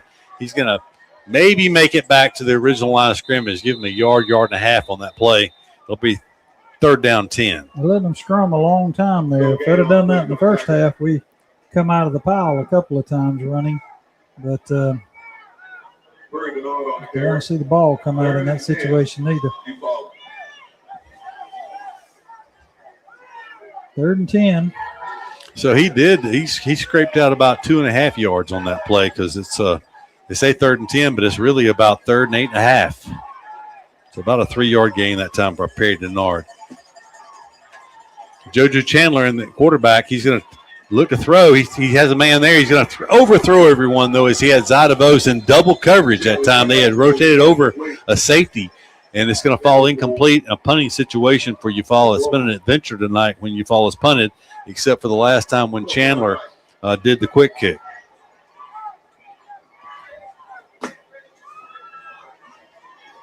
Jarrell McCray will check in, but certainly this is a punting situation for Eufaula on 4th down and 8.5 yards to go.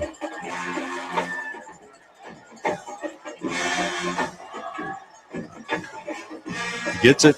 Going to kick it away. It's going to be a lazy spiral that's going to be fielded and go down at the 31-yard line. So that's where Catholic will take over. Still in the third quarter with 36 seconds left. That was a very quick possession by Eufaula. Used only about a minute and a half off the clock.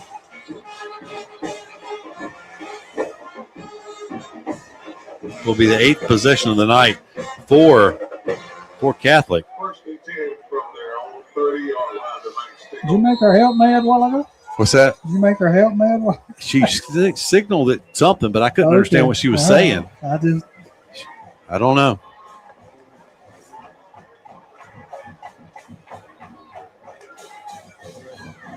Quarterback Blackwell throws it. It's complete, and the Tigers are there to make the tackle after a short gain. They've thrown that out route quite a bit. That was number 23 for Eufaula, Gardner Young, on the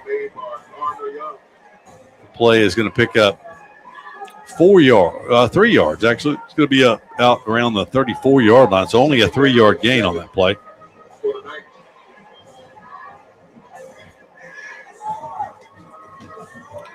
Blackwell rolls to his right, looking downfield. He's going to throw it back over the middle. It is complete. He had a receiver there. A lot of times they say throw it back over the middle late is a bad play, but that time it worked out for Catholic as they picked up 12 yards and a Catholic first down.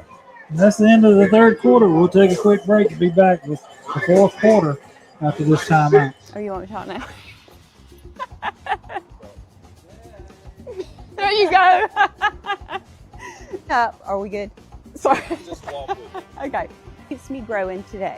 Did I stutter? It taught me the small town look. I can't say it. Like, and busy today. That's not good. Real estate done different. Led by faith, driven by results. There's nothing quite like Friday night football in Eufaula. The lights, the crowd, the traditions, and a community cheering for its team. The Bryant Agency is proud to be part of the community we serve. From home and auto to life, farm, and business insurance, Keith Bryan, Jennifer Bryan, and the team are here when you need us. The Bryant Agency and Alpha Insurance, protecting what matters right here at home. Call 334-687-8268 or call thebryantagency.com.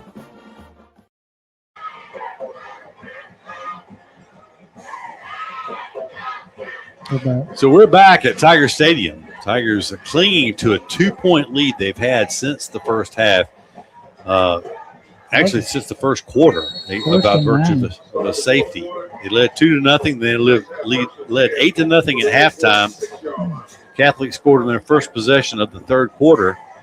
Here we are, 1st and 10 Catholic from the 46-yard line. They run a buck sweep around the left end and breaking tackles. 2 men miss a tackle, and they're going to have a positive play. And that's one thing, Doug, we haven't seen from the Catholic defense is missing tackles at all. We've seen a couple of missed tackles by the Tiger defense here in the third quarter. One on that touchdown drive earlier for them, and that was a big one because if they make the initial tackle, that's a lost yardage play. They would have lost 2 or 3 yards on first down as it is a 2nd down and 4. Catholic's playing inspired right now, and the Tigers are just back on their heels.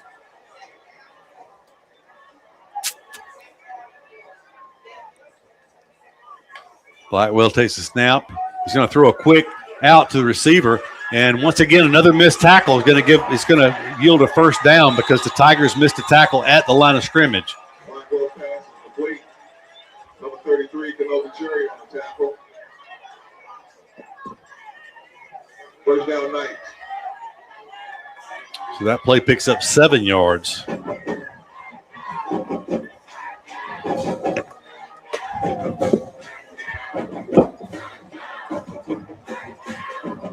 Tigers still on a 3-man front.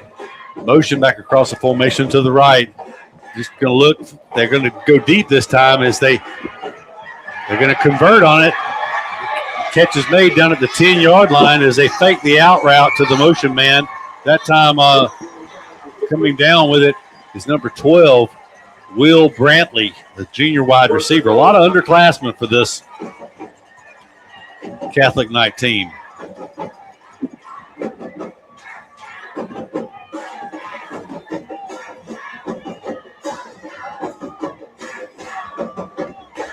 So it'll be first and goal from the 10-yard line.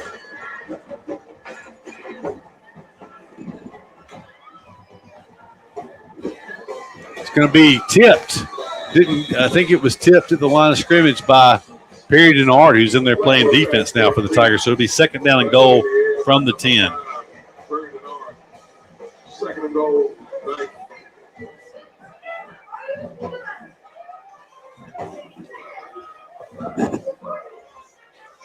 It was a 31-yard pass play earlier.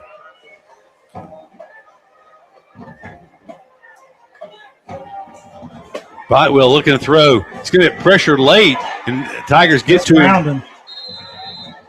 Maybe not. So it'll be third and goal now from the 10, but Doug didn't watch them kick field goals in the earlier stage of the game, but they're definitely what you think. Oh, they are going to throw the flag. We'll wait and see what the call is, but it may be if it's grounding, they are going to call grounding. That's a huge penalty. That's a huge penalty there because that will back it up. They were in pretty easy field goal range from the 10-yard line. It's still third down, but a field goal would put them ahead by a point. So that will be intentional grounding. That's a loss of down, and that will be a 13-yard penalty. And loss of down, correct? Well, they marked it 5 yards from where it happened, so that's actually an 18-yard penalty. Yeah, it'll be third and goal from the 28-yard line.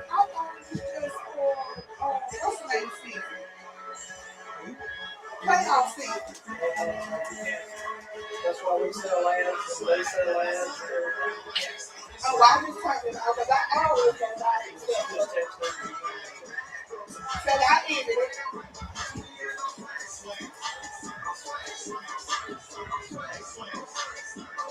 So, third down over?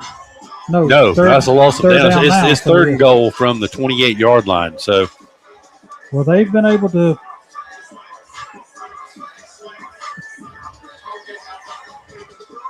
So this is a big play. Something's still not square, Keith. Coach Jernigan's having a lot of discussion with the official. Maybe how it was marked off, or I don't think he'd have any complaints about that situation there. I'm like you. I think we probably came out to the good on that, but not sure what all the discussion was there. But it essentially is a free timeout. Correct. 10:33 to go in the fourth quarter of play, which I need to update the banner here. I'm sorry, folks, falling behind. So third and goal from the 28-yard line for Catholic. Certainly 4-down territory. They may not go to the end zone here. They may just try to get it a little closer for a fourth down try, but it's 3 wide receivers to the left, 1 to the right, single back in the backfield with the quarterback Blackwell. It's Johnson in the backfield with Blackwell. Maybe looking to get in field goal range here. A successful field goal does give Catholic the lead. Blackwell takes a snap. He's looking to throw. He's going to throw it late over the middle as a man there, and he's going to catch it, but he fumbles, and the Tigers fall on it, the 5-yard line. What a break for the Tigers. They had signal first down. They're thinking about calling this incomplete, but that was a catch. He caught it, turned, running, and then fumbled the ball before he ever went down. Yes. Tigers ball. So that was a 23-yard completion and then a fumble on the end. Kind of made me nervous there. Neither one of them made the call to start with. They did get together, discuss it. Tigers get the ball back. A big break for the Tigers, but they're backed up deep to their 5-yard line. Well, it's one of those situations, Doug, where the Tigers have really had only one drive at this game, and that was good enough for a touchdown in the second quarter. But if the Tigers are to win this game, this is the time right now for a sustained drive to move it off the Tigers' goal line. Malik Lynn,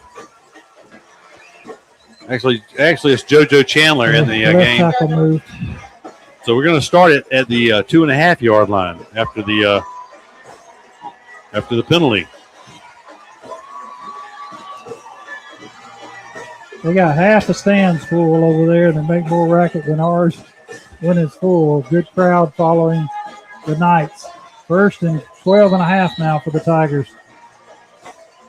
It is JoJo Chandler at quarterback. He is flanked by Perry Denard. They both stand about 3 yards deep in the Tiger end zone.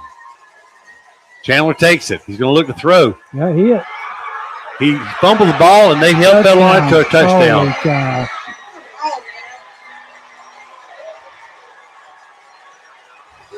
Worst case scenario there. They came after him. You know, they continue to come after our quarterbacks, and we quit going after theirs, and that's been the difference in this ball game. So for the first time tonight, with 10:13 to go in the ball game, Catholic leads for the first time, 12-8. We'll certainly see a 2-point conversion attempt here.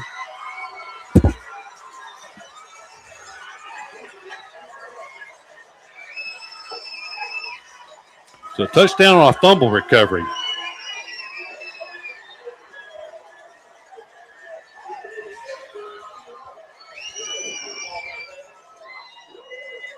Three offsides penalties tonight. It's been costly for the Tigers on first downs, and there, I don't know that 2.5 yards would have made a difference, but it might have kept it out of the end zone. Might have been a different play call.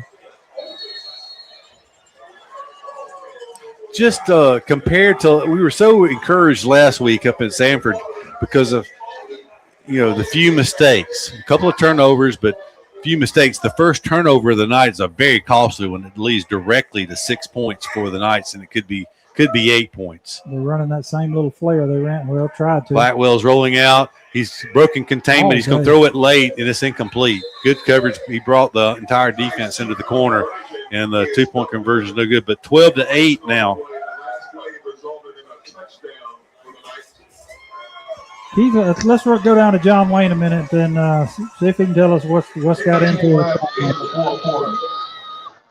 Guys, let's turn this camera around. We don't want to look at my move. Yeah, guys, so, it looks to me like the Tigers getting a little fatigued. It's time to dig down deep. You're in the fourth quarter, 10 minutes to go. They're fatigued too, but mistakes have killed us. Offside, the offside penalty backed us up. We lose a touchdown right there. Offside's in first play before we ever snap the ball of the game, man. We just got to clean up these mistakes and just start playing like we're capable of playing. Looks like you said last week we showed it. We showed that we can play ball with this crowd right here. But we're just playing real sloppy, real tired, real lazy. It's time to clean it up, finish these last 10 minutes strong, and get out of here with a win. Hey, and while I got just a second, I want to put in a plug for that Brown heating and air. July, my air went out in 2 hours. I was back in the cool. So they do a great job.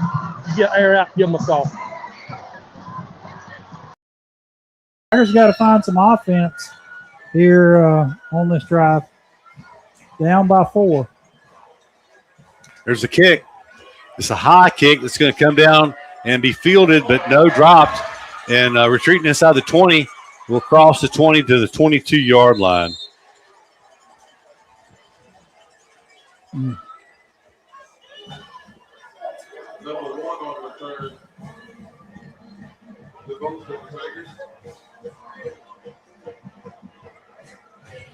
So the Tigers will have it 1st and 10 on the 22, but we have to go back and look. But the Tigers have not picked up a first down in a while on offense. It's just kind of been a role reversal. Catholic could not do anything successfully on offense the first almost 2 quarters of this game. But since then, they have been the aggressor. Lynn's back in at quarterback. He's dancing around, but getting pressured, not able to keep his eyes downfield. He's going to pick up a yard. The linebacker that blitzed on the left side went up. The up back did a good job of picking him up. But as soon as the quarterback sidestepped him, he was right back behind him, chased him down from behind. Only a 2-yard gain.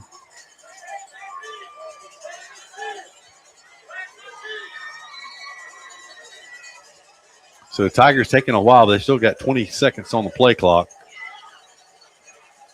They were calling for number 7 down. I don't know if it was trying to get him out there on this play or for the next play, but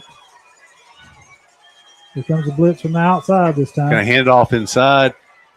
A little bit of running room for Denard up the middle. It'll be a third down, a pretty critical third down here for the Tigers.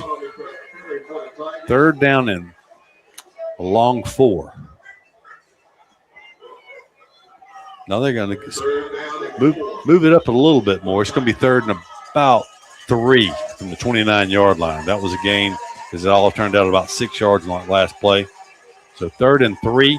One back in the backfield with Lynn is Denard.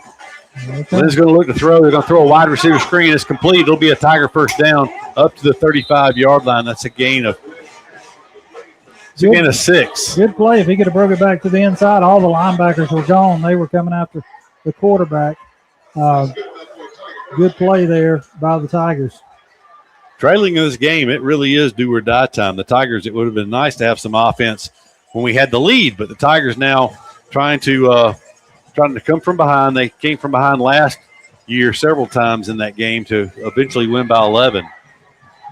Jarrell McCray stacked up for maybe a yard on that play.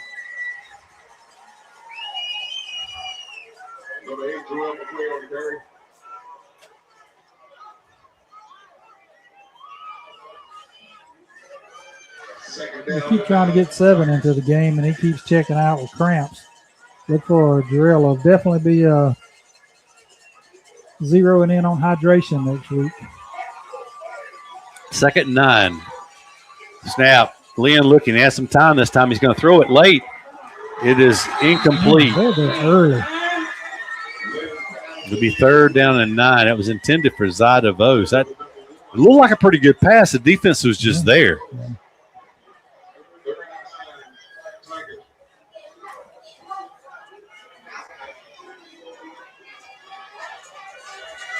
So, Doug, with 7:42, the clock is going to become a factor here. Tigers may have another possession, but it's going to be imperative on the Tiger defense to get a stop if they can't convert on this play here on 3rd and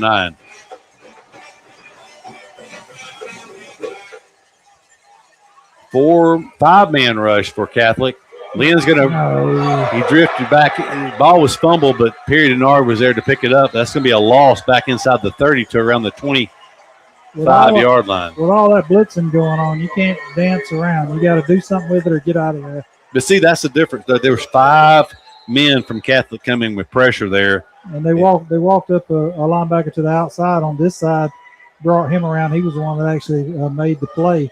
It's been the difference in the second half. I don't know why the Tigers turned off the pressure on our defense, but in this situation here, the best thing you can do is kick it, try to get it down there in their territory somewhere, and bring the pressure and try to make them make the mistake.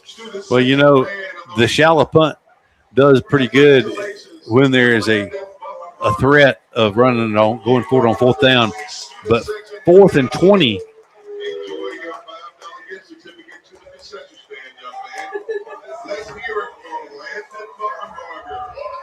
So Doug, we got an injured Tiger down there on the field right now, but 4th and 20 is highly possible that Catholic will get the ball back somewhere around the 1st down marker in Tiger territory. Yeah, our quick kicks haven't been going that far. Midfield would probably be a good kick from.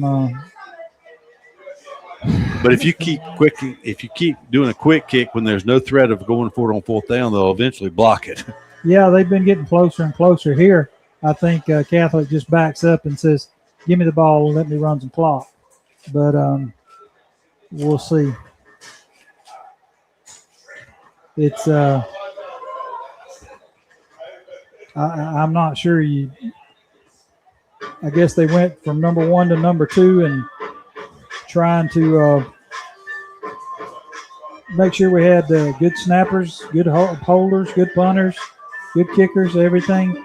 But we didn't see that last week. All we saw was the kicking, not the punting. But everything we saw last week looked good, snaps and everything.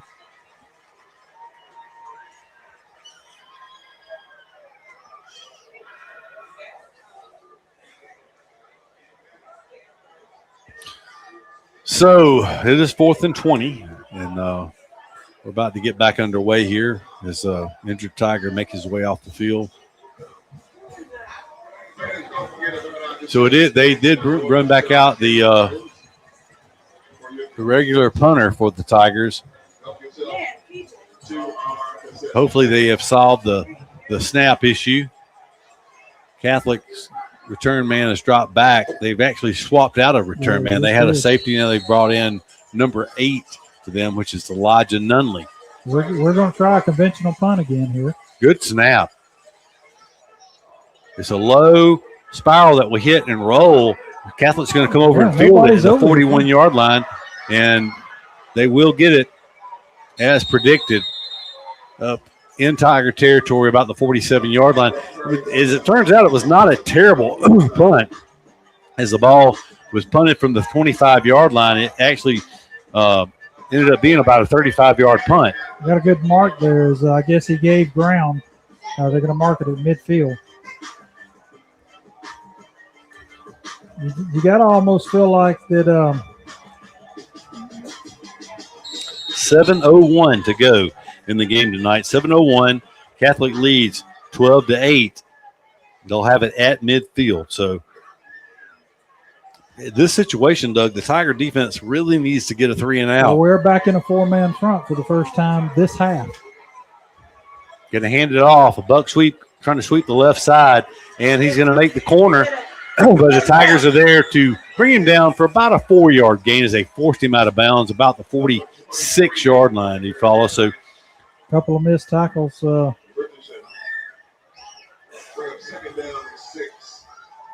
2nd and 6. That does stop the clock, though. Only it's still 6:51 on the clock. So they're going to want to run the ball here and run some clock and not take a chance on the incomplete passes. But one thing, Doug, in the first half, those plays like that, the Tigers, they did not get around the corner of the Tiger defense. Yeah, they were making solid tackles.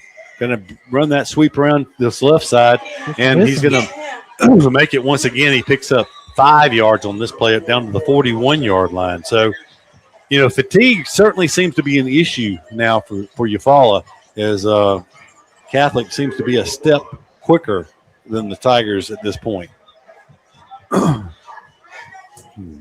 They don't have the numbers the Tigers do, and they seem to be in better shape. Or better prepared. I can just imagine if this would have been super hot tonight. It's timeout on the field. Let's take a quick timeout, too. We'll be back after this commercial timeout. Friday nights in Eufaula mean Tiger football, and when you're looking for a great food to go with the excitement, there's only one place to go: Willie T's Chicken Fingers. Locally owned and serving Eufaula since 1993, Willie T. They didn't take a timeout.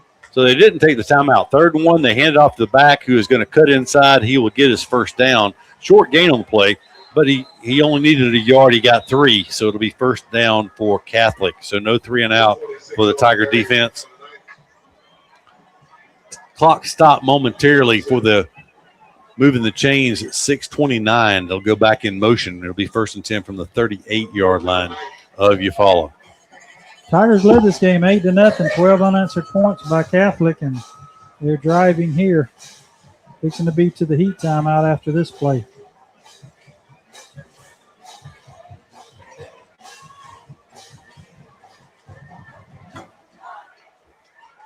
Quarterback, Blackwell, no containment over the left side. He throws it low, and it was incomplete.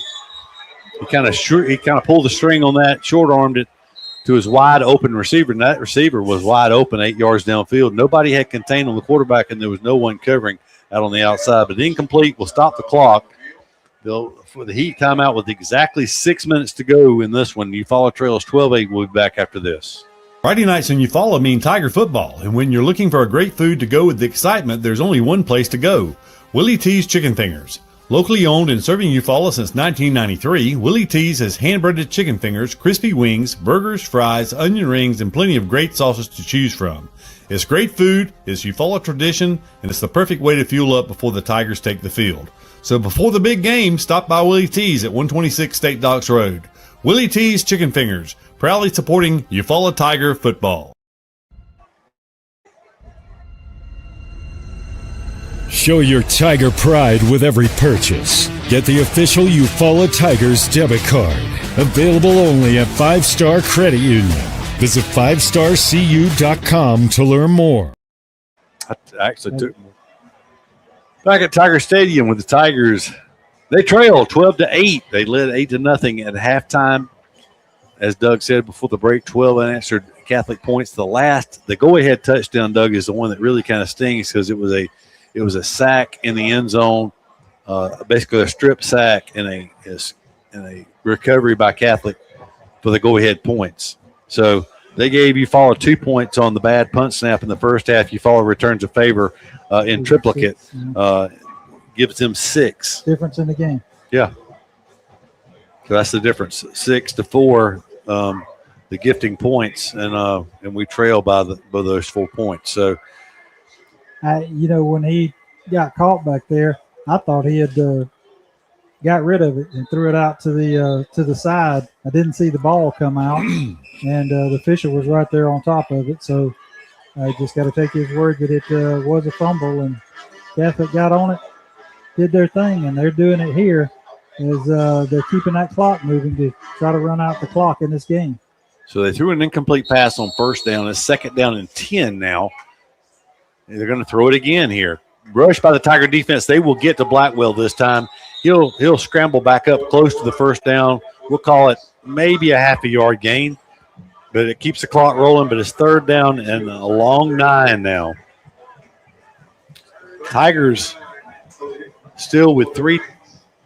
They marked that I back. believe 3 timeouts. Yeah, 3 timeouts on the board for Eufaula. They marked that back. It's closer to 10. But my goodness, I was fixing to say he's backing up now. There was one guy about 2 yards offsides up top. 3rd down, long. Quarterback looking to throw. Blackwell's going to throw it late over the middle. It's short. It's incomplete. It's a punting situation for 5:19. So 5:19 to go. And so we've already seen Catholic's punter. He's a pretty good punter for them. So do you load up and go after this punt and just not send anyone back deep? Keith, I normally I would say probably, but the Tigers are so cramped up, and it seems like every other place somebody's limping out or down on the field, just tired. I don't know.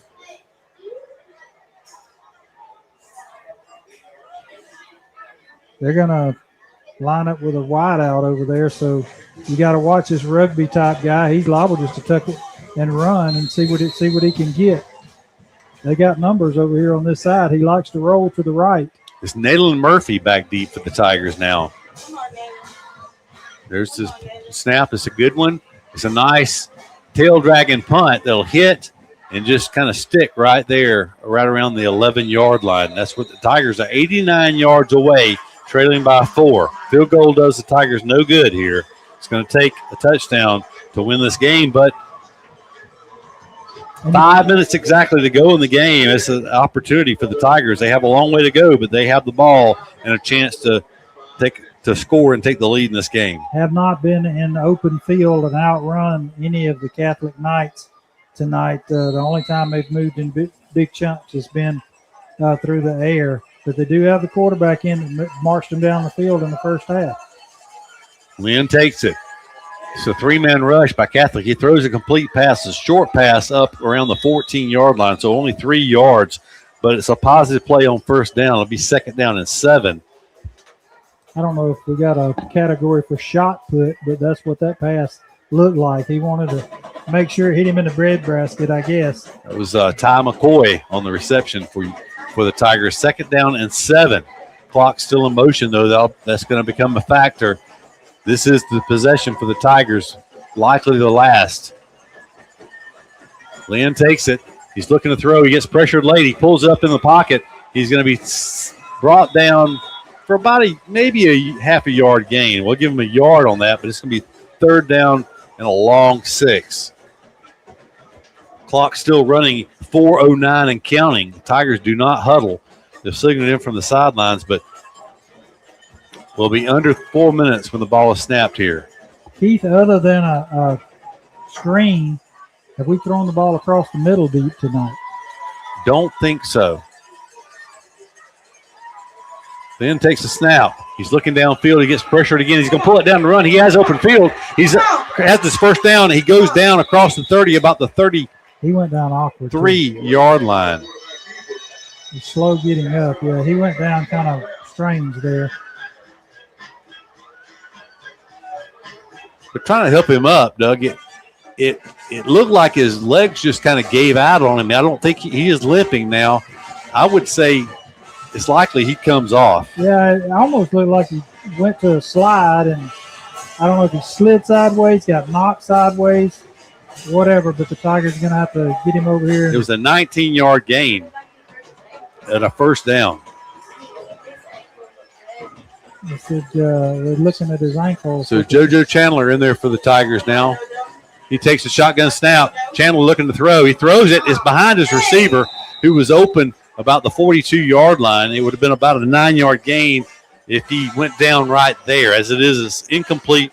It'll be second down and 10. That does stop the clock with 3:28 to go in the game.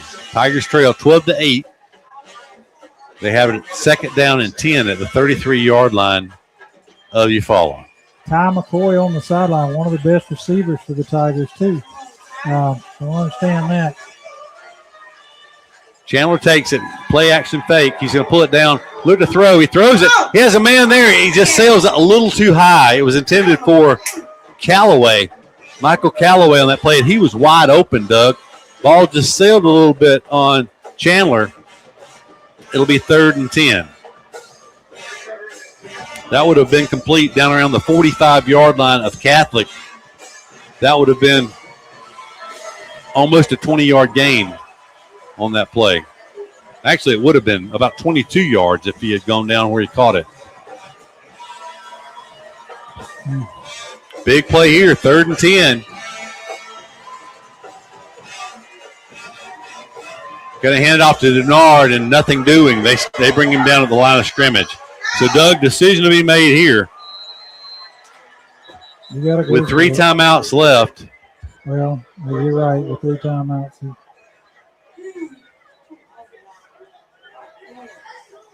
There are flags on the field. So I don't know what those flags are.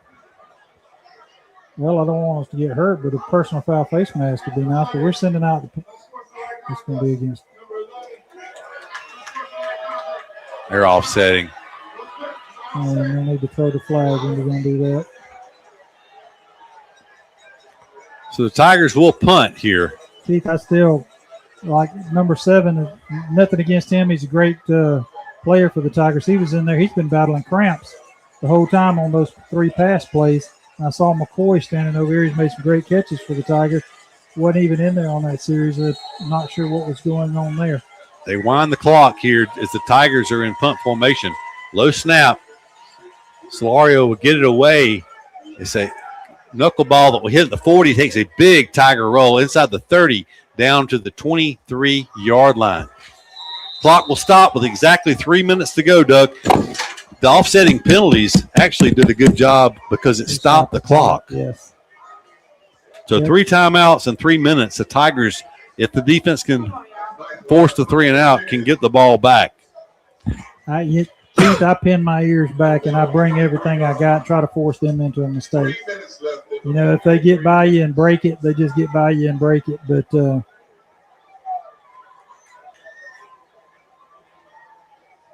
it was the pressure in the first half that just kept Catholic from doing anything. I tell you what, Tigers took over at their 11-yard line. They give it back to Catholic. They're 23. They did a good job of flipping the field position here. It only took 2 minutes off the clock. Buck Sweet cutting back inside, and a good shoestring tackle that time by Smith on that play for Eufaula. It was Nyon Smith that held that to only a 4-yard gain. Ball 2nd and 6. The clock's still running. We got one out there that can't even hardly stand on his foot. He needs to go down if he's hurt. 33. So 2nd and 6. The Knights shift over strong side left. They got away with motion, I think. There's flags down. It's going to be a false start on the offense. Okay. I can hear it now. For some reason, it was cutting out on my monitor. So that 5-yard penalty will make it second down and 11. So that was a big 5-yard penalty, Doug. That stops the clock. 2:19. The Tigers still with 3 timeouts in their back pocket. Perry Denard comes in to play left end for the Tigers. Denard left earlier with what looked like probable cramps. Quarterback pump fakes, and he pulls it down. He throws it late. Oh, my goodness, we mistimed the ball, and it's going to be a potential touchdown for Catholic. We misplayed the ball. It was lobbed up in the air. First of all, we almost had him for a sack. Yep, Denard went right by him, and it's going to wind up being a touchdown for the Knights. So that's 18 unanswered points for Catholic. Don't look now, Doug, but they were favored by 11. That's 10. I was thinking that too, but Denard was in there. He had the shot at him. He just, the quarterback, they panicked in the first half when that happened, but Denard went for the arm instead of making the tackle. And Denard was just in for the injured number 33 and missed it, and it allowed him to pull it down, found a receiver deep downfield by himself. Kick is good, so there's your 11 points. 19-8. Well, Catholic's always a good, strong program through the state. It lasted longer than we did in the playoffs last year. We finished higher than they did, but Tigers play toe-to-toe with them for the most part tonight, just a couple of times. I'm being called, so I got to wrap this up. A couple of times they got behind them. Okay. So, well, it's a disappointing end of the game, Doug. I mean, you know, I guess we shouldn't overanalyze, but, you know, we went to the 3-man front late in the first on the last possession. They had 8 yards of offense on 11 plays when we went to a 3-man front, and it totally changed the momentum of this football game. I'm sure there were other factors that came into play, but that one thing alone could have been coincidental. Okay.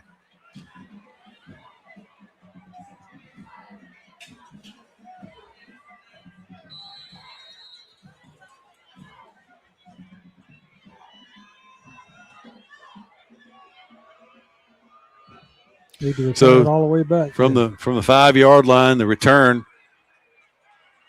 It's McCray on the return, trying to come around the end. He's going to be tackled about the 18-yard line with 1:44 to go.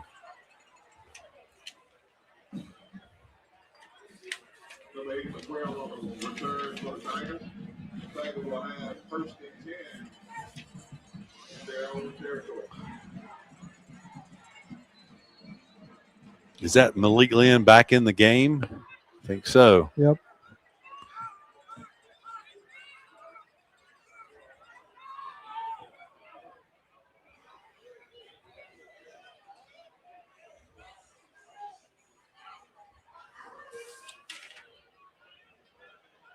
And credit to Catholic for putting the ball in the air there. I mean, you know, we were probably expecting, you know, and as it turns out, that 5-yard penalty probably worked against Eufaula because they'd have kept it on the ground on 2nd down and 6, most likely. But on 2nd and 11, they went to the air. The broken play resulted in a touchdown for them. There is a fumble and a completion and a fumble. Yep. Number 12, that's the first time seen him in the game tonight. And he goes in and walks right into a big hit. They're going to call it incomplete. That's Forrest Stevenson that was in there at receiver for the Tigers.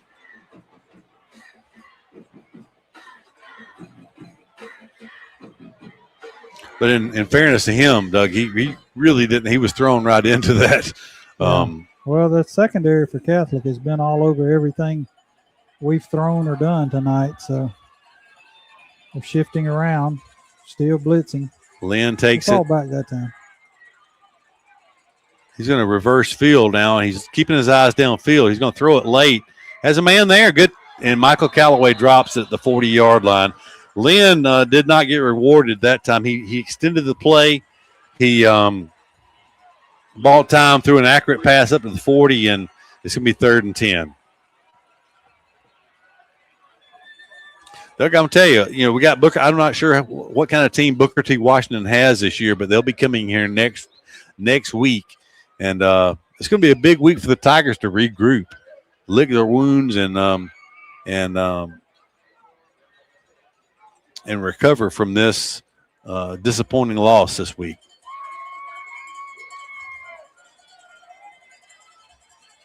Lynn takes it. He throws a wide receiver screen to Ty McCoy.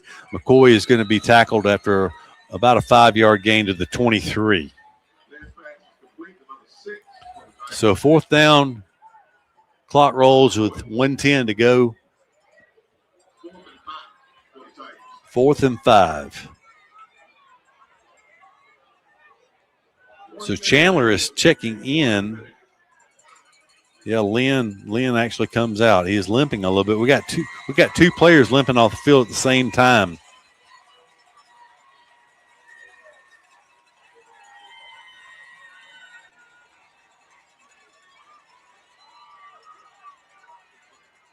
So 4th and 5. Boy, we continue to shift. We're going to quick kick it here. We're going to finally use a timeout. This will be our first of 3 with 35 seconds left. So, Doug, I mean, it appeared that we were going to do the quick kick there with 35 seconds left, trailing by 11. 4th and 5. You are at your own 23-yard line, but at any rate. Yeah, I say go for it, go for it, go for it.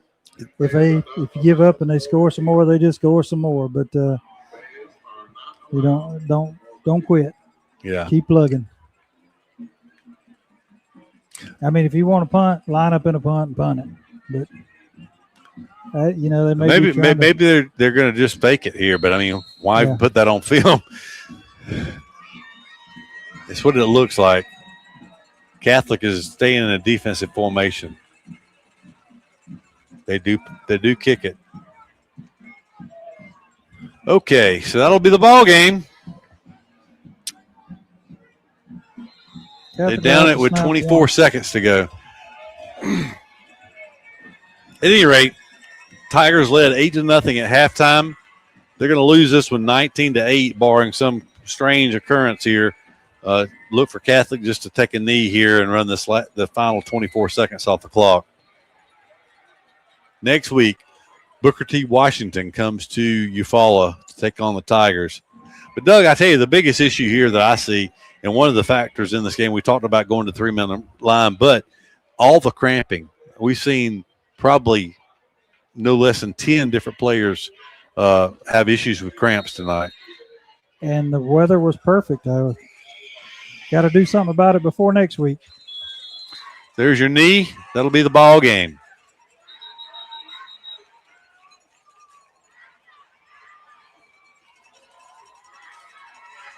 So Catholic comes. They go ahead 2-1 in this series with Eufaula. And the crazy thing, the home team has lost each of the 3 contests. 3 pretty good ball games. Yeah. So we talk about, I guess you can't. They always say that a team improves the most from week 1 to week 2. This was officially week 1, but if you factored last week into it, that totally breaks the rule because this didn't look like the same team that played in Birmingham last week. Yeah, it didn't. It was sharp, crisp last week, no mistakes whatsoever. They just a lot of them here and playing at home. It would have been different if it would have been on the road again. You might could have figured a hiccup here or there, but you normally think, hey, you'd be comfortable at home. Just a lot of mistakes, a lot of cramps. But we played. Now there was it never rained, but there was a little bit of a breeze that came up in Birmingham last week about 30 minutes before kickoff, and it really cooled off. But that was a turf field that holds heat and all that concrete and bricks and all that. But we didn't see the cramping last week, which doesn't make sense. So I agree, but got to do something about hydration this week, because if we come in here and it's 88 degrees at kickoff next Friday night, it might look worse. Whatever they did different this week from last week, they need to go back and figure out and do what they did prior to the jamboree last week in Birmingham, because it did not look the same at all. If it had been one or two players, it'd be different, but it was kind of widespread. So something was different, and not in a good way. So non-region contest. Catholic is a very good program and have been for the last dozen years or so. So, it's disappointing to lose a game. Anytime you lose a game, Doug, but it's not the end of the world. And if the Tigers came out of last week feeling good about themselves, this week got their attention. Yep, they did. But you know what? This one does not, and it's not. You talked about home and away next year. Who knows? Maybe not, because the private school situation thing is ongoing all the time. So it could change at any time. I was trying to find John Wayne. I see him down there now. We'll get him in coach in just a second. But new region this year, it really don't hurt you a lot. It's just folks are going to kind of overlook you a little bit. They're going to be like, oh, well, they lost to Catholic early. A lot of folks will lose to Catholic. But the Tigers just need to rebound, get better, work on their mistakes, and they'll be fine. That's true. So we're awaiting the post game. Let's go ahead and go down to John Wayne. Yeah, John.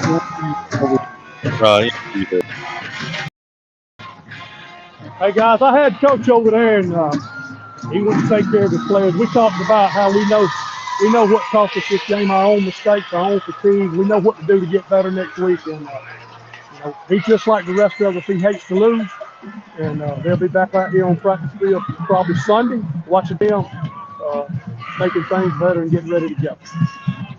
But from the Brown, heating and cooling air, enjoyed you guys tonight. Great night. Friday night lights are on. We'll be back next week.